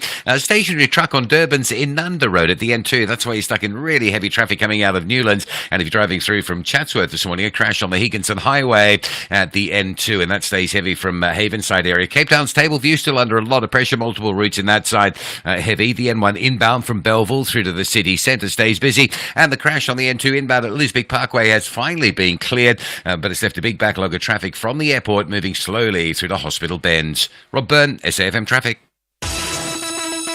SAFM Sunrise. A vivid start to your day. 8 minutes after 8, good morning, you with SAFM Sunrise. I'm Stephen Grootes as well. Lots to talk about this morning, and I can see calls coming through still about Judge John Hlophe and about our politics. We've been talking about bonuses for Eskom workers as well. Don't forget the Black Friday mediated conversation. We've sort of done it a few times. It's interesting, but there's a psychology of buying. There's a psychology of selling, certainly. So there's a psychology of buying. We'll talk about that as part of that conversation. A little bit of a health warning, if you like, around that. What you should buy, what you should not, when you should buy, especially in these difficult times. We were talking about food prices earlier. We'll also talk about whether or not people actually, if you give them an alternative to WhatsApp that's free, that doesn't use data, do you use it or not? Turns out people don't. Why not? 086 000 2032. It's 9 after 8. Open the Absa Cash Invest Tracker account and earn the best rates in the market. More than the top 10 money market funds' average returns. Enjoy unmatched advantages at an interest rate of 8.9% per annum. Plus, if you open your account today, you could win your share of 15 million rand in luxury travel experiences for two. Yes, you heard right. A trip for you and your partner. My bank does that. Open yours today in less than 5 minutes on the banking app at your nearest Absa branch, or consult your private banker or call 0860 111 515. Absa is an authorized FSP and a registered credit provider. T's and C's apply. Wow, finding out about my health has never been so easy. I just spoke to a nurse and I also got to ask a doctor a question, and I didn't even have to leave my home. Want to download your COVID-19 vaccine certificate? The National Health Hotline nurses and agents can help on 0800 029 999. And you can also ask a doctor a health question on the Kiredi WhatsApp line on 060 019 0000. That's Kiredi on 060 019 0000. The beauty, power, elegance and speed of horse racing. The passion at the heart of horse racing diligence. Where these magnificent creatures and their skilled jockeys compete for glory. Racing today. Catch it live on Mondays to Fridays on SABC Sport on DTT Channel 4. Also available on SABC Plus and SABCSport.com. Hashtag Horses of Great Character. Brought to you by SABC Sport. For the love of the game. SFM invites you to our inaugural public lecture, delivered by the former Chief Justice Mogoeng Mogoeng. The theme of the lecture is constitutionalism and upholding the rule of law in South Africa. Has corruption and malfeasance eroded the moral fabric of the democratic dispensation? The lecture will take place on the 29th of November 2023 at the SABC M1 Studios in Johannesburg. Secure your seat by emailing us at info@safm.co.za. SAFM, leading the conversation.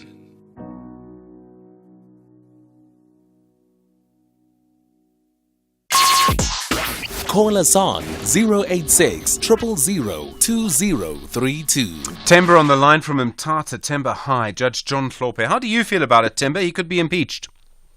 No, I feel it was handled incorrectly, John, or Steve. And the colleagues that complained against Judge Hlophe should have discussed that thing around the table. The whole impeachment, I think, is the wrong move. I therefore would recommend to the parliamentarians to vote against impeaching Judge John Hlophe. I think the colleagues handled the matter very badly. I mean, so just to be clear, you're talking, I think it was Judge, if my memory, and this goes back a long way, I think it was Judge Chris Jafta and Judge Sissy Kampepe, I think it was. They should have... Yes, it's their colleague. Yeah. So because I know the whole court discussed the issue and then they released a public statement, and I remember that. But what you're saying is they should have discussed it with Judge Klope before they did that. Yes, as a colleague around the table, if they disagree with him, it's fine. But to take another direction was wrong in my view. But I mean, if someone does something and they hold a senior position and they do something that's wrong, shouldn't you say something about that? No, you don't have to destroy him. People differ in the way they see things when asked him. Sure, but interfering in a political case? The punitive measure is wrong. All right. Temba, you're not alone. I know people agree with you. Not everybody does. Temba and Mtata, thank you. Janus in Cape Town, hi. You want to talk about next year's elections, Janus? That's hi, Stephen. Stephen, you and Katie are the most influential presenters on this radio. I'm listening to this every day, and I can hear your strong point, and Katie as well. That's why I'm touching this sensitive point with you. The most of the country, whole the world, more even economically developed, they've got the election on Sunday. We've got on Wednesday. Why is like this? I think it's time for change because, Stephen, about 50% of the people who are going to be elected for other 50%, there will be day off. So I think it's a time for change. Why not? We can go to the church in the morning, whatever time, and then we are using the money. We are trying to find the money, but we're going to have another day of the holiday for 50% perhaps of our citizens. I think the time has to be changed, and we had to adopt to the same system as other countries all over the world. On Sunday. Yeah. What do you think about it? Janus, I think the key question for me, and I mean you raise an interesting question actually, because it's always been a public holiday as well, would be to say on which day are most people closest to the place where they're registered to vote, which gets to a conversation about whether people are registered to vote where they live for work or where their home is, and sometimes there's two different places, often two different places. So I think that would be the question. I don't know if there's research that could help us with that, but I think that would be the question for me, which is, where is it the easiest for people to live where they're registered to vote? And I think that might be the most important thing. But because at these days we had to vote in the closest place where we stay, it's not a big deal. We don't have to travel somewhere there, which we could do this years ago. It's local. So because it's local, the hour or two extend in the queue, and then fine. But on Sunday, please, can you talk about it? Yeah, all right, Janus, thank you. And I suppose that time in the queue is the issue as well. If voting is quick, then it doesn't really matter. Janus, that's a very interesting idea. I'm going to put it on our list. Thank you. Stephen and Soweto scrapyards. We were talking about the ban on the export of scrap metal. What do you think? The president of CISA have just said something that is worth or inviting disciplinary action against him, because if he says the report is saying even if the ban is actually enforced, right, there are still people who are selling scrap to his, as the president, to the companies that is actually president of. I hadn't thought of it. I don't know if they are selling it to companies he represents, but I hear your point. Yeah, really, I mean, no. He should know that if actually Britain actually enforce the ban, right? Who are we not to do that? Because people are actually we are losing the infrastructure, of course, now, right? And what does that do to the economy? It's only about his pocket, right? Yeah. And then in passing, is there anything that I can say about the pension that we were actually speaking about yesterday with the Kosato guy? Oh, the two-part pension, yeah? Yeah, two-part pension. Firstly, there was actually the pension before. Yeah. And then COSATU and other, unions of labor, they said they must it has to be introduced. Yeah. And then when it was introduced so that people can actually withdraw the money, right? The people went bankrupt because of we having that access. Now I wonder what is going to happen to the people. If people now will be given that money, what are we going to be for the country tomorrow? I mean, the path. Yeah, no, Stephen, I hear you. Sorry to cut you there, but I hear you. And I mean, that's my concern too, and I've expressed it. I've said it to people, what's going to happen in a few years' time. 17 after 8. First in the morning, SAFM Sunrise with Stephen Grootes. Well, there's been growing evidence of chaos in the masters' offices, and this is in high courts where masters have to approve certain things. They deal with deceased estates. They set up trusts. They manage the Guardians Fund, which looks after children and things like that. And there's been just general chaos, and the Justice Minister, Ronald Lamola, has announced a rescue plan for it. Richard Spoor is a public interest lawyer who deals with the masters' office. Richard, good morning. Good morning, Stephen. We all know the chaos, and there seems to be a little bit of a dispute about how bad it is. Do you think this rescue plan is going to work? The little I know of it is that it involves the introduction of some electronic systems to monitor documents and the filing of documents electronically. The state doesn't have a particularly good record on these kinds of transformations, so I suppose it's too early to know. But it's very unlikely that any kind of digitization of processes is going to make a significant difference when it comes to the fundamental shortcomings at the master's office. That shortcoming is the capacity of the master's office to exercise oversight and to ensure accountability on the part of trustees, executors of estates, and curators of children and people lacking legal capacity.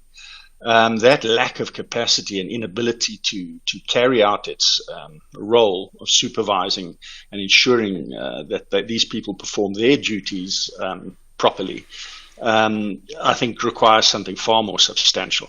What needs to happen then? Well,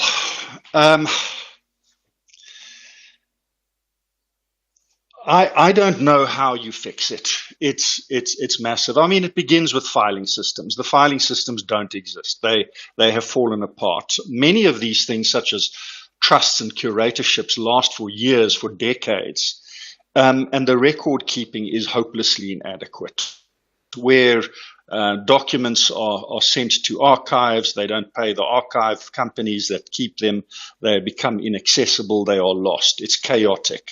We have a total lack of responsiveness. So sending a letter or an email to the master's office and asking for a response to a query is a complete waste of time. You will not get a response. The only way is to attend in person, and then it can take months or years to get any kind of reaction.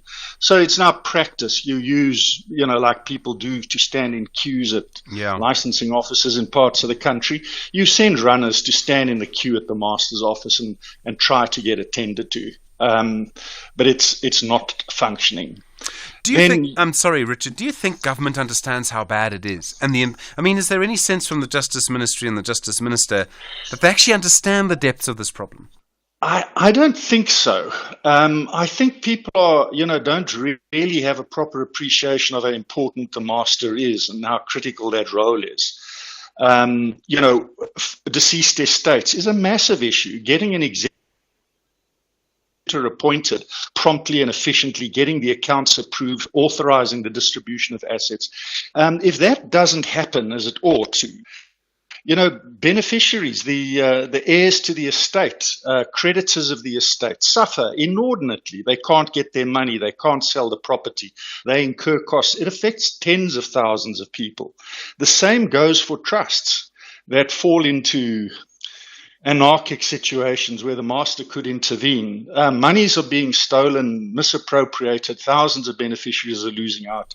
Children, minors whose assets, whose money is held in trust by the Guardians Fund, aren't getting their payments. Their money is being stolen. It affects thousands of people, very poor people. And I don't think there's a proper appreciation of how significant the role is of this office. There have been SIU investigations. We know of large-scale fraud and corruption with the appointment of executives, stealing of Guardians Fund money, stealing of money from estates. It is rotten through and through. And people have been talking about this for years now. And this is the first time we actually see a response from the Minister of Justice. I suppose that is positive. It shows finally some kind of recognition. But digitization and filling in forms online is a beginning. It's the tip of the iceberg. Richard Spoor, thank you. Public interest lawyer. We've just put that on our mediated conversation group. In fact, something on the Master's office, 22 after 8. SFM invites you to our inaugural public lecture, delivered by the former Chief Justice, Mogoeng. I reflected on the lives of these men and said, Steve Biko could have been a medical doctor. Aubrey Mokwape, they could have been medical doctors, but for the sake of me and many others, they chose a path of justice. What challenges me all the time is there are multitudes out there who are unemployed, who are uneducated, people who from time to time go to bed without food.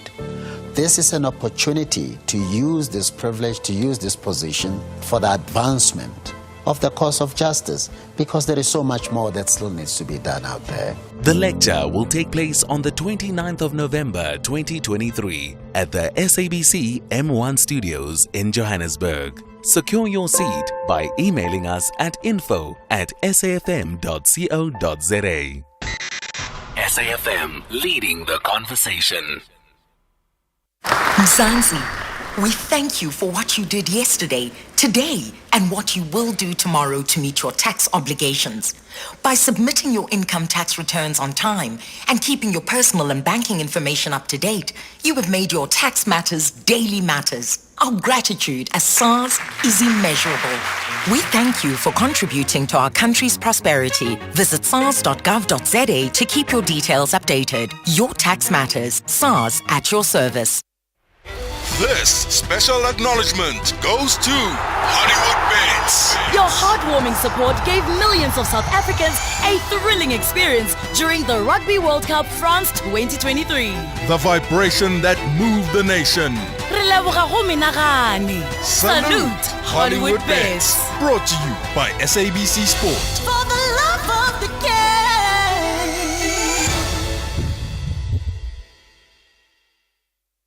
Stephen Grootes on SAFM. Well, you talk about communication all the time, don't we? And I think so many of us use WhatsApp, but WhatsApp does require data. So there's an interesting question about what happens when there is an app that doesn't really require data, and particularly one that is being used by universities to help students. It's called Moya. But do people actually change? Fazlane Peterson is an information systems senior lecturer at the University of the Western Cape. Fazlane, good morning and thank you for your time. Hi, good morning. Thank you for having me. We all know WhatsApp, or just about everybody does. It does require some data. It's, there are some shortcomings with it. There was another app that people could use that didn't require data, and yet they didn't really want to use it. Why was that? I think for our students, we use Moya to ensure that our students had access to online tutoring, especially during COVID. And the findings were interesting for my students in a third-year information systems course, where they would have preferred using WhatsApp that required data over Moya that didn't. Is it just because they're used to WhatsApp and everyone knows how it works and everyone's on it? Yes, that was part of the findings. It was, one, it was a habit for them. Two, they were using it for their social means and were on it all the time. And so that's why they didn't see the benefit of using another app exclusively for tutoring. But tutors found it more useful though, because it created a boundary between the time that they spent working versus the time that they spent on their social and personal accounts.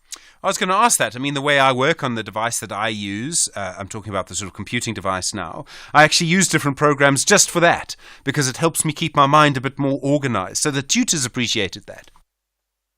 Yes, they did, because otherwise with WhatsApp, you get bombarded with messages, especially when it comes closer to assessment time, where students are sending messages outside of consultation hours and outside of normal working hours. I mean, in the early hours of the morning and expecting a response. Because for WhatsApp, you can check whether someone has read your message or not. And once your message has been read, and then students are expecting responses, which is really not beneficial for tutors who also have their work to concentrate on. If Moya was more like WhatsApp, do you think it would be different? Actually, Moya is very similar. It allows you to send messages, text-free, messages, data-free. You do need outdated to send attachments though, which is where maybe WhatsApp is more beneficial, because once you buy a bundle, you can send as many pictures and videos as you like. But for tutors though, that meant that a lot of the chat became non-work related. So people would send memes and express a dissatisfaction, especially when it came to assessments. But Moya meant that because we were using text that was data-free and voice notes, that it was more focused on your coursework. But the interface is very similar. It also between the two. All right, sorry to interrupt you. Very quickly, it also shows how entrenched WhatsApp is, and it's probably going to stay like this for a very long time. And it's free, and of all things, it's paid for by Facebook. Yes. Actually, Moya is paid for by telecoms. So MTN, Vodacom, they use a reverse billing model to make Moya data free. I didn't know that. But WhatsApp is owned by Meta. Facebook. Meta. Faslin Peterson, I'm afraid we have to end it there. Thank you very much indeed. A senior lecturer in information systems at the University of the Western Cape. This is SAFM Sport with Zai Khan. Zai, good morning. Stephen Kitsoff making his debut for Ulster Rugby. Imagine being the guy propping against him. Yes, he begins a 3-year stint with Ulster Rugby, and I think with his distinctive ginger hair, many fans, they have joked that he looks more at home in Ireland. So the renowned South African player, celebrated for his impressive performance in 2 World Cup victories, joined the Belfast team recently. And his arrival at Ulster is a significant boost given his leadership role in leading the Stormers to consecutive Vodacom URC finals and securing the 2021-2022 title. Staying with rugby, England captain Owen Farrell has no intention of fading into the background, says he'll continue to play for as long as possible. The 32-year-old fly-half has played 112 matches for England and led the side to a runners-up finish at the 2019 World Cup and a 3rd place at the 2023 edition in France. He's now the Saracens playmaker, and he says his immediate aim is to help his team challenge for silverware on 2 fronts, with the Premiership already underway and their Champions Cup opening against the South African franchise, the Bulls, on the 9th of December at Loftus Stadium. We want to certainly do better than last year. We got to the quarterfinals, but didn't feel like we got the best out of ourselves going into that quarterfinal, and got well beaten by a great side in La Rochelle. So we want to make sure that we're up there. We want to make sure that we're better than we were last year, and that's a thing to look forward to. On to cricket, India will host Afghanistan for 3 2020s in January, the first time the two sides will meet in a multi-match white ball series, which will start on the 11th of January in Mohali, and the final match will be in Bengaluru on the 17th of January. And finally, tennis. Australia advanced to the semi-finals of the Davis Cup following a 2-1 comeback victory over the Czech Republic. Australia will next face Finland for a place in the final. That's a wrap of your sport on Sunrise. We'll bring you more on SFM around 12:30. I'm Zai Khan. Zai, thank you. Black Friday, that's next. Should you shop? Should you not? You with SFM leading the conversation. It's 8:30. Good morning. In the headlines, residents of Fosman Township in Mpumalanga are accusing the local police of failing to properly investigate reported cases of abduction and rape of young girls in the area. Apparently, more than 10 cases of rape and abduction have been reported in the past 3 months, and police are yet to make arrests. The case against a Sibanye Stillwater mine employee who allegedly stabbed a colleague to death and took a selfie with the corpse is expected to be back in the Western Area Magistrates Court today, west of Johannesburg. And the World Health Organization has officially requested that China provide detailed information on an increase in cases of pneumonia in children in the north of the country. I'll have details on these and other stories at 9. SAFM, guiding you through the rush hour traffic. Well, good news at last from the Ekurhuleni region. The big crash on the N12 driving into Craft Road has been cleared, and that enormous backlog that pushed back to Benoni has made its way through, and the route is getting better by the minute. Some load shedding moving into northern parts of Bryanston. So Winnie Mandela coming through from four ways off the highway, quite slow through Sloane down towards Bryanston, and that just means you'll queue on the N1 South to come off at that traffic backlog on Winnie Mandela Drive. The N1 through Midrand, a little bit of traffic still between the old Joburg Road and Olifantsfontein Road, and Olifantsfontein across from Lever Road's been really busy, even worse than normal, so still lots of traffic out of that part of Midrand. Durban, the Ananda Road's got a different sort of queue this morning. It's a broken down truck at the N2. Normally you come through from Newlands, no problem, straight through the highway into Seacow Lake, but not this morning. Big queues on Ananda Road towards the N2. And Cape Town stays really heavy coming out of Tableview. We think it's probably a timing issue with the lights on Marine Drive at Bay Beach Avenue. That's the first lights at Sunset Beach. That traffic stays heavily back to the West Coast Road and right back to Sunningdale. And the crash on the N2 inbound at Lisbeth Parkway is being cleared up for a while. It's left a very busy N2 in from Langa. The M5 still queuing through Rondebosch to turn into that N2 inbound. Rob Byrne, SAFM Traffic. Black Friday is back at Dis-Chem. Now for 9 days. From Wednesday 22nd to Thursday 30th November. Make the most of big offers and huge savings. Act now and get a massive 30% off Maybelline Fit Me Matte Plus Poreless Foundations. And get a jaw-dropping 40% off Revlon Photo Ready Candid Foundations. Get down to Black Friday at Dis-Chem. Better health starts here.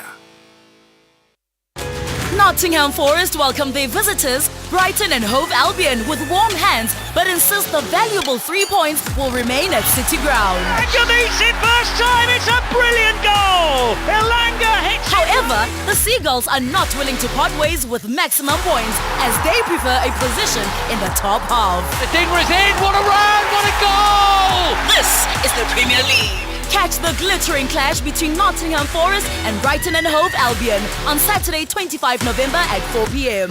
live on S3. Also available on SABC Plus and SABCSport.com. # we love it here. Brought to you by SABC Sport. For the love of the game.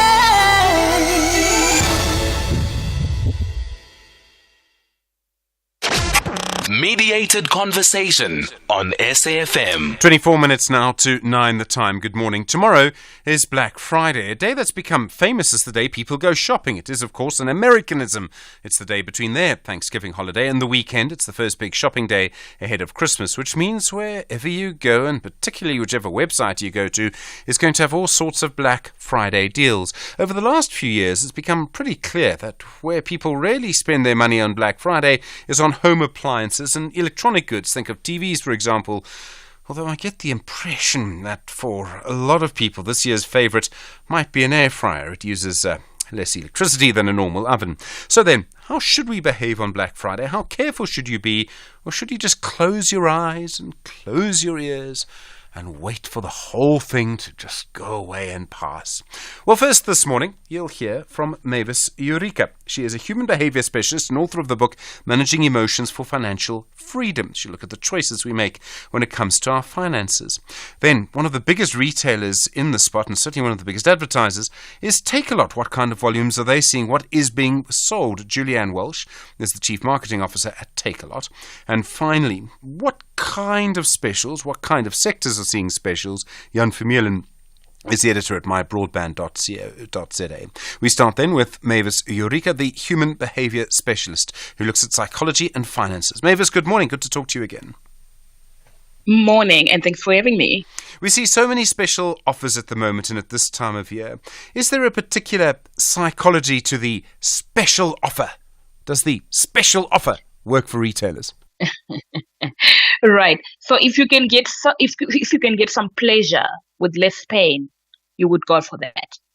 So what specials promise is that you're going to get pleasure for less pain. Right? So you're going to get it at a lesser price, and you're going to get it at a lesser price, and you're going to enjoy your buy. So I think choices or specials promise pleasure for less pain. And that's what we gravitate towards. So when people see that, the psychology is that I am going to enjoy myself and I'm going to invest very little, in getting what might excite me. I think one of the issues might be that if you don't buy it now, right now, buy it now, you'll miss something. There's a sort of idea that you'll miss out, the fear of missing out, FOMO, everyone calls it. That's it. So I think also when they do special, what they're doing is heightening the sense of agency, right? And when we are in that space of feeling anxious and wanting to, or feeling the sense of agency, then we make those choices or buys that sometimes we don't necessarily need, but because you've been activated emotionally by an outward stimulator that says this is urgent, it's you have to get it now. You're going to miss out if you don't get it now. So that the marketing piece is actually stimulating people to experience that sense of anxiety if they don't get it now. And therefore, we make those decisions based on the emotional output we're experiencing as a result of the stimulation that's happening from outside of us, if that makes sense. So a lot of people will not buy, not because, have you ever bought something and you're like, now you have it and you're like, do I really need this? Or did I really need to have this? So all of us have been in that space because the stimulation was outward. And so therefore, it's almost like biting the hook. The other thing is that it's relentless. I mean, I spend time in my day going to different websites that carry advertising, and the same ads follow me around, and that's deliberate. Does that repeat messaging? Yes. Does that repeat messaging work? Yeah. So programming or conditioning is created by spaced repetition. So the more you see something, the more you are actually likely to remember it, and the more you are likely to do it. So the spaced messaging that's happening continuously and following you is actually programming you and conditioning you to formulate a certain attitude, which will eventually become a habit, right? The attitude will translate into behavior. So the spaced repetition is what creates attitudes and habits. So as long as you're seeing it regularly, firstly, you might see it and ignore it, and then you see it again. So it's called the programming, right? They program you so that you can actually make the behavior. You're no longer making the behavior yourself. You've been programmed to make the behavior, the purchase, unaware because of the spaced repetition. Can you protect yourself from this kind of advertising? Do you just have to try and ignore it somehow? So I think the self-awareness becomes very critical, right? What do you want as an individual, right? And when you have actually for the rest of the year, you've self-determined in terms of this is what I need to do with my money. So you're clear about your goals. You're clear about your budget, right? So when you see this, you are able to then bounce back to, but this is not aligned to what I need for this year. But this is not aligned to what I set myself to achieve for this year. So that helps you to self-manage and to self-protect because you've determined what you desire. Now, in the event that you've been self-determined, you are prey to anything that comes along your way. So because you have no default mechanism for self-management or self-regulation. So it may be that money is really tight at the moment, which means we need to be more disciplined than ever.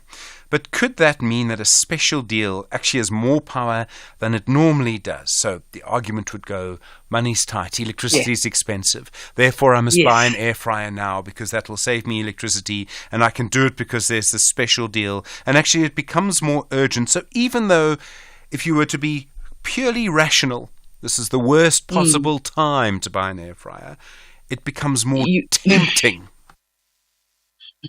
Right. Because you're already feeling anxious. Right? Because money is tight.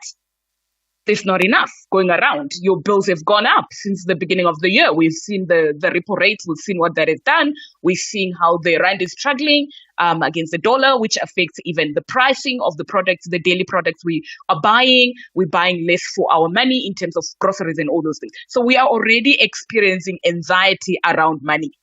And so what the specials do is to ride on that anxiety by increasing the anxiety. So you are unlikely to be rational because you're operating from the anxiety. So I think that is very interesting that you note that where you are supposed to be actually disciplined around money, but the emotional experience, but also the stimulation externally is actually increasing the intensity, the duration and the frequency of anxiety. So your chances of actually being rational are low. It takes a special kind of discipline to be able to regulate yourself in that space. The idea of sort of living in anxiety, partly because of advertising. I mean, advertising makes us anxious deliberately, doesn't it? Without it, we might be less anxious. It does.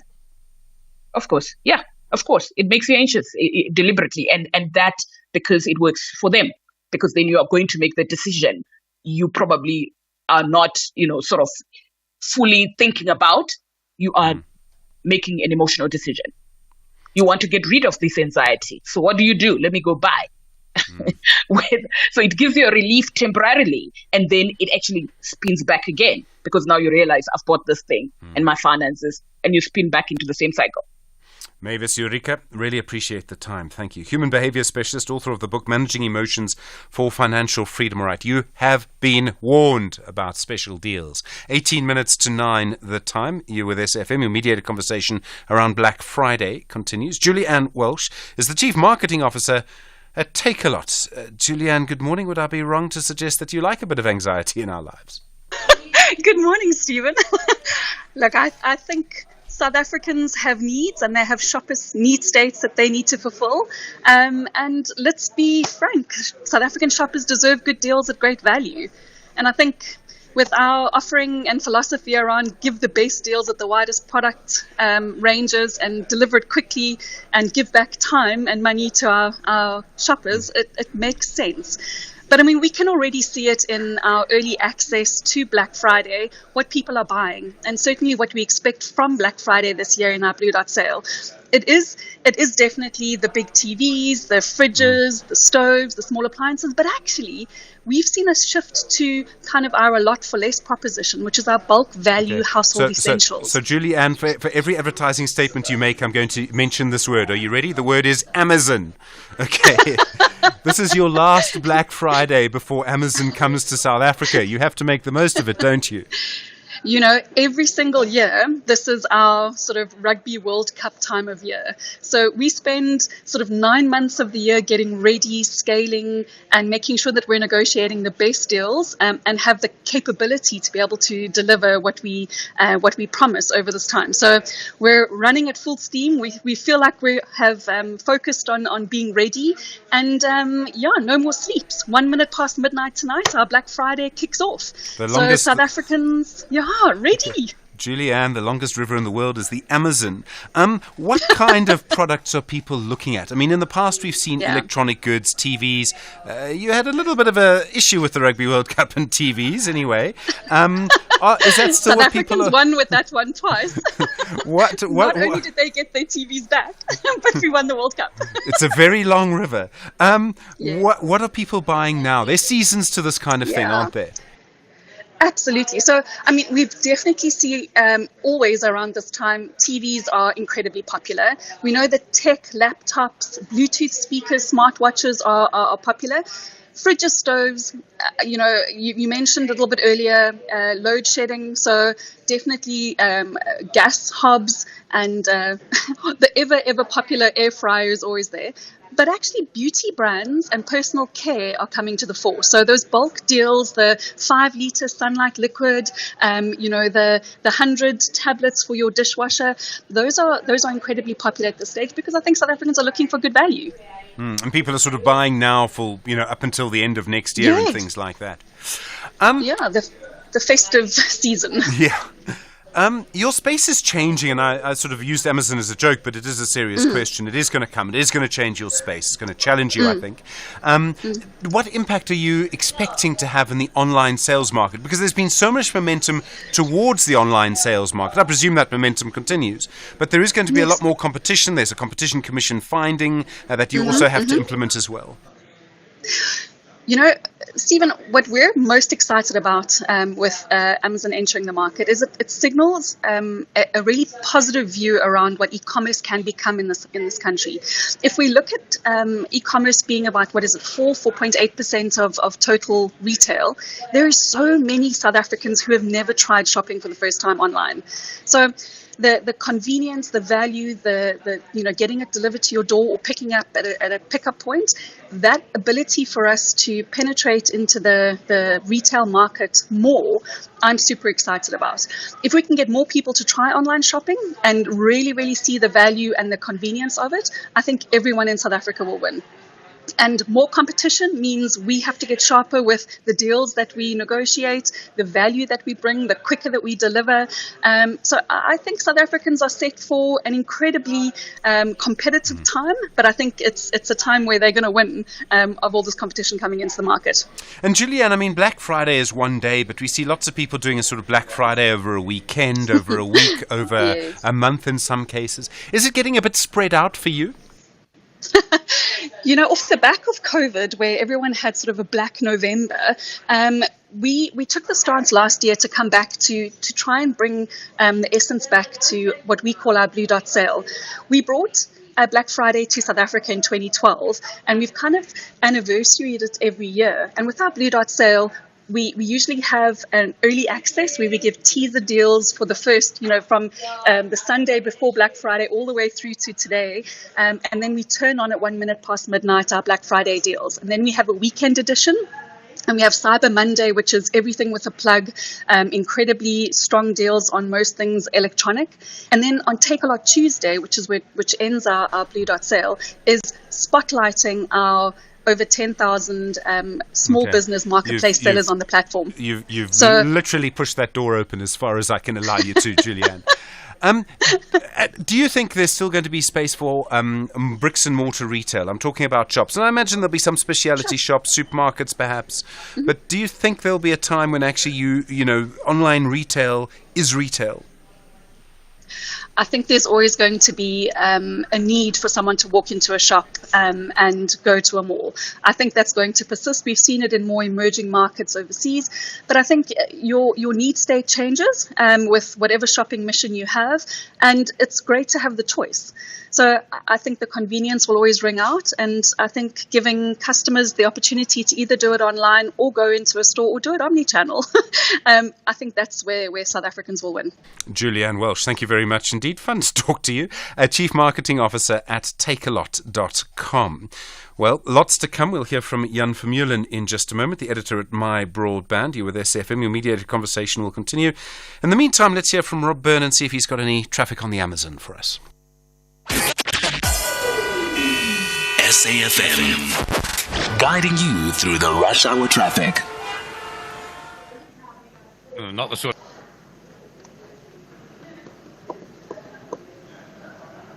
Inspector Q moving through towards 11th Avenue, the backlog there down to around the Oxford Road exit. That's if you're moving out of Joburg direction Sandton. N12 and R24 routes coming into Galulis from the Ekurhuleni side remain slow. And Olifantsfontein's been backed up heavily this morning, leaving Blue Hills. The queue now from Lever Road down towards the N1. Durban, we still have that stationary truck in Nunda Road on the N2 bridge, so jammed up leaving Newlands. Truck crash recovery underway on your way to Durban between Balgowan and Lions River. That section of the N3 is currently closed, so you might want to come off at Nottingham Road and just divert, have a Midlands meander, as they call it, down the R103 and come back on at Howick, just to avoid that closure as you get down towards the Balgowan area. There's also a bit of traffic at Pietermaritzburg on the N3, moving towards Durban, just queuing from sort of New England Ortman Road territory down towards the Market Road exit. And into Cape Town we go, with heavy pressure still on the N2. It all backed up earlier this morning with a crash at Lisbeth Parkway. It's being cleared for some time, but the N2 stays heavy from the Lunga side, and also Tableview stays really busy, particularly the West Coast Road Marine Drive option. Looks like timing lights at Sunset Beach are the first lights you get to. That traffic still backed up from the Bayside Mall junction. Rob Byrne, SAFM Traffic.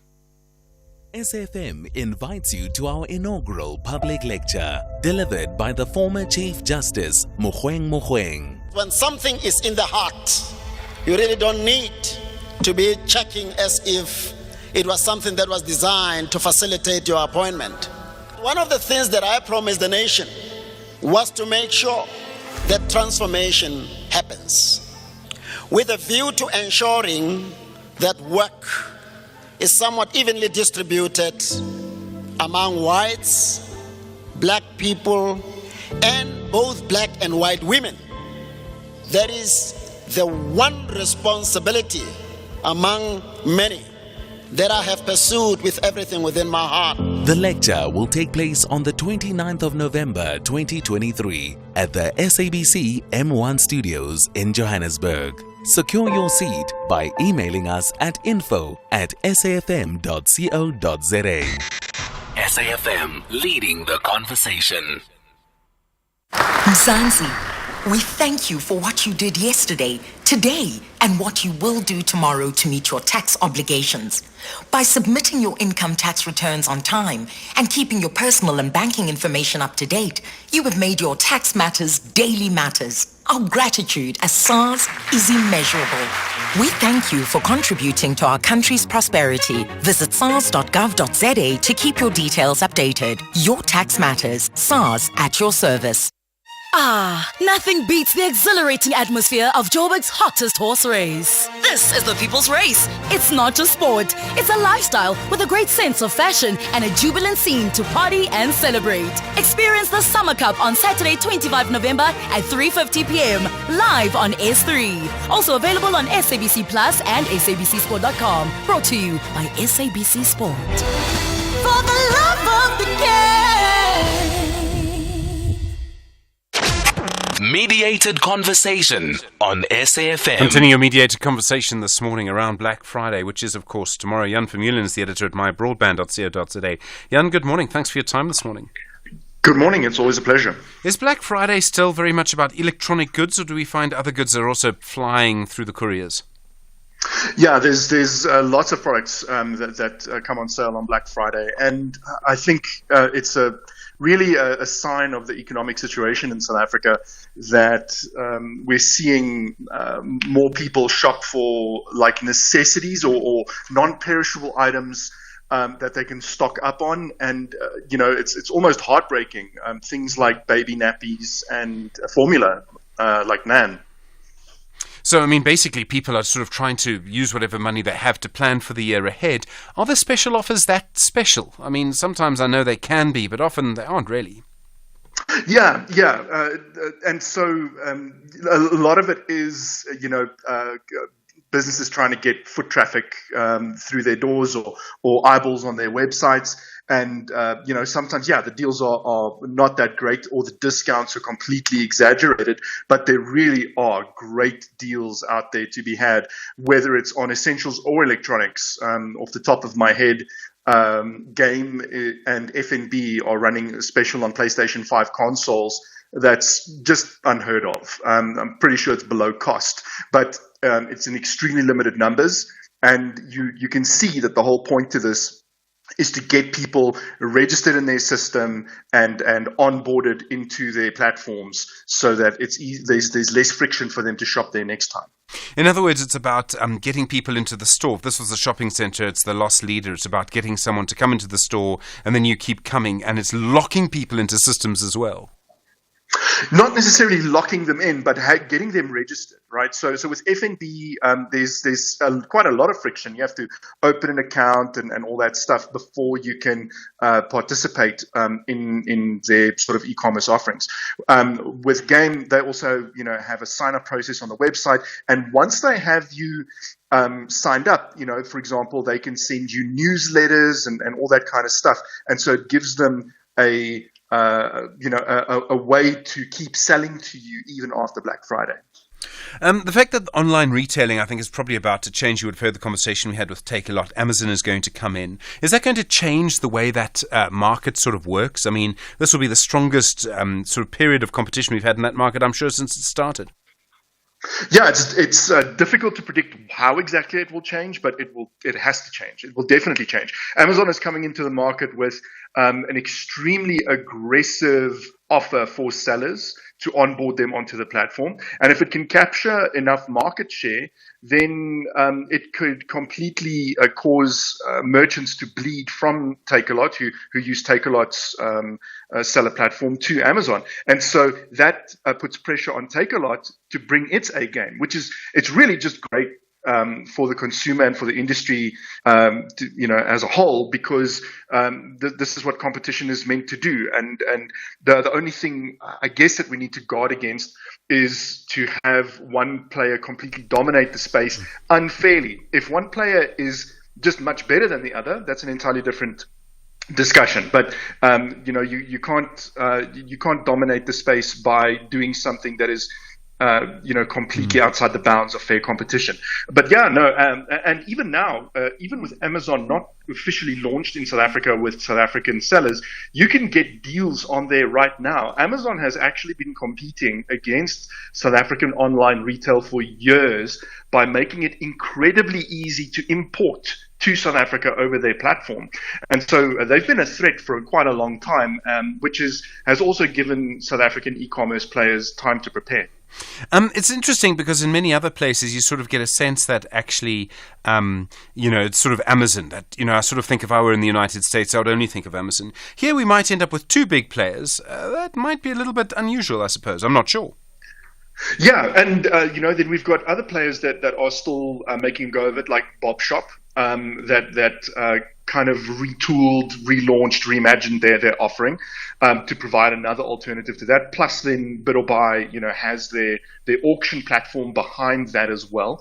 And so, we really have an interesting and currently quite vibrant e-commerce space. We have so many online computer hardware sellers, people who sell tech, hardware, as in not computer hardware, I mean DIY type stuff. Everybody, has their own platform. So, if all goes well, then we'll have a market where, these sellers might use the big guys like Amazon and Takealot as a way to sell their wares to people who prefer to shop there and to kind of advertise there, but then also have their own online presences so that they're not completely beholden to these companies, and so that they're not in a position where they essentially have to jump when they say jump. And I suppose for retailers, we forget, they've had a tough year too. So this period could be quite important to them. It could make or break their targets. It could determine whether or not they see the year as a success or have to write it off as a loss. In other words, Black Friday matters to them. It matters to people shopping, but it matters to people selling. Absolutely. And that's where the name Black Friday comes from. At least that's the version of the myth that I've heard, which is the black refers to the financial statements going from red to black. And so it's become the biggest shopping holiday in the world for a good reason. And that's, because this is a particular day where retailers can really turn a disaster of a year into a success. Thank you very much indeed, Jan Vermeulen. Really appreciate the time. Editor at mybroadband.co.za. My thanks also to Julianne Welsh, the Chief Marketing Officer at takealot.com. And starting us off today, Mavis Eureka, the Human Behavior Specialist and author of the book Managing Emotions for Financial Freedom. Well, we will be back with you tomorrow. I am incredibly aware that tomorrow will in fact be Friday. From Mpho, from Mdu, from Stanza, from myself. Look after yourself. We will see you then. You with SFM leading the conversation. Good morning. It's 9 o'clock. Independent and impartial. This is SAFM News. In our top stories, interest rate widely expected to remain unchanged, and WHO probe cases of pneumonia among Chinese children. Good morning. The Reserve Bank is widely expected to keep interest rates unchanged when it announces its repo rate decision this afternoon.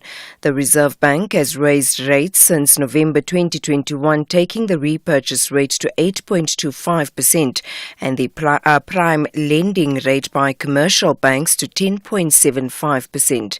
A senior economist at Econometrics, Laura Campbell, says there are a number of reasons to support a hold on rates despite the unexpected 5.9% jump in inflation in October. Despite the rise in headline inflation in October, we continue to expect that the SARB will leave interest rates unchanged because oil prices have declined overall despite geopolitical turmoil in the Middle East, and inflation of fuel will decline in November and possibly in December with a fuel cut on the cards. There's also been some rand appreciation since the SARB last met, and then finally in the US in particular, they've kept interest rates steady, and this reduces pressure on the SARB to follow suit to raise interest rates in order to keep rand investments attractive. The situation is tense at Wynberg in the Free State, where residents have been driving out foreign nationals who own shops since last night. Tensions began yesterday afternoon after authorities found and seized fake and expired foodstuffs from the shops. Police spokesperson Stephen Takeng says during the operation, most of the foreign nationals closed their shops. Takeng says after the compliance inspectors left the township, the shops began to open and operate, a situation which angered residents who held a meeting and agreed that foreign nationals should stop doing business in the area. Residents of Fosman Township in Emalahleni, Mpumalanga are accusing the local police of failing to properly investigate reported cases of abduction and rape of young girls in the area. Apparently, more than 10 cases of rape and abduction have been reported in the past 3 months, and police are yet to make arrests. The victims are reported to be between the ages of 7 and 10 years. Concerned residents embarked on a protest march and handed over a memorandum to the police. They are calling for the establishment of a permanent child protection unit at the Fosman police station, among others. The trial within a trial in the Senzumehiwa murder case will resume this morning at the High Court in Pretoria. Yesterday, defence lawyer Charles Mnisi grilled Sergeant Batu Muhola on whether the accused were read and explained their rights before making the alleged admissions. 5 men are on trial for the murder of the soccer star who was shot and killed in 2014. Mnisi also questioned Muhola about whether she filled in the necessary forms before interviewing the accused. A failure to explain a suspect's rights in the constitutional context that amounts to an irregularity. Your failure to comply with the so succinct instructions as contained in this document, which you yourself have said you are aware of this document. The day on which you had an interview which accused number 3 was not only an irregularity, it was a fatal one. My Lord, I still say, me questioning, my Lord, accused number 1 was not limited, my Lord, based on this form. The case against a Sibanye water mine employee who allegedly stabbed a colleague to death and took a selfie with the corpse is expected to be back in the Western Area Magistrates Court today, west of Johannesburg. 43-year-old Bunehelo Lififa made a brief appearance on Monday, where the matter was postponed for the defence to familiarise themselves with the case. Horisane Sitole reports. 43-year-old Bunehelo Lififa is expected to make a bail application this morning. On Monday, legal representative advocate Lwazim Zinyati requested for a postponement so that they could prepare for the formal bail application. Lififa faces a Schedule 6 offence for the alleged murder. There has been a strong public interest in the matter, where the courtroom has been packed to capacity since his first appearance. And finally, the World Health Organization has officially requested that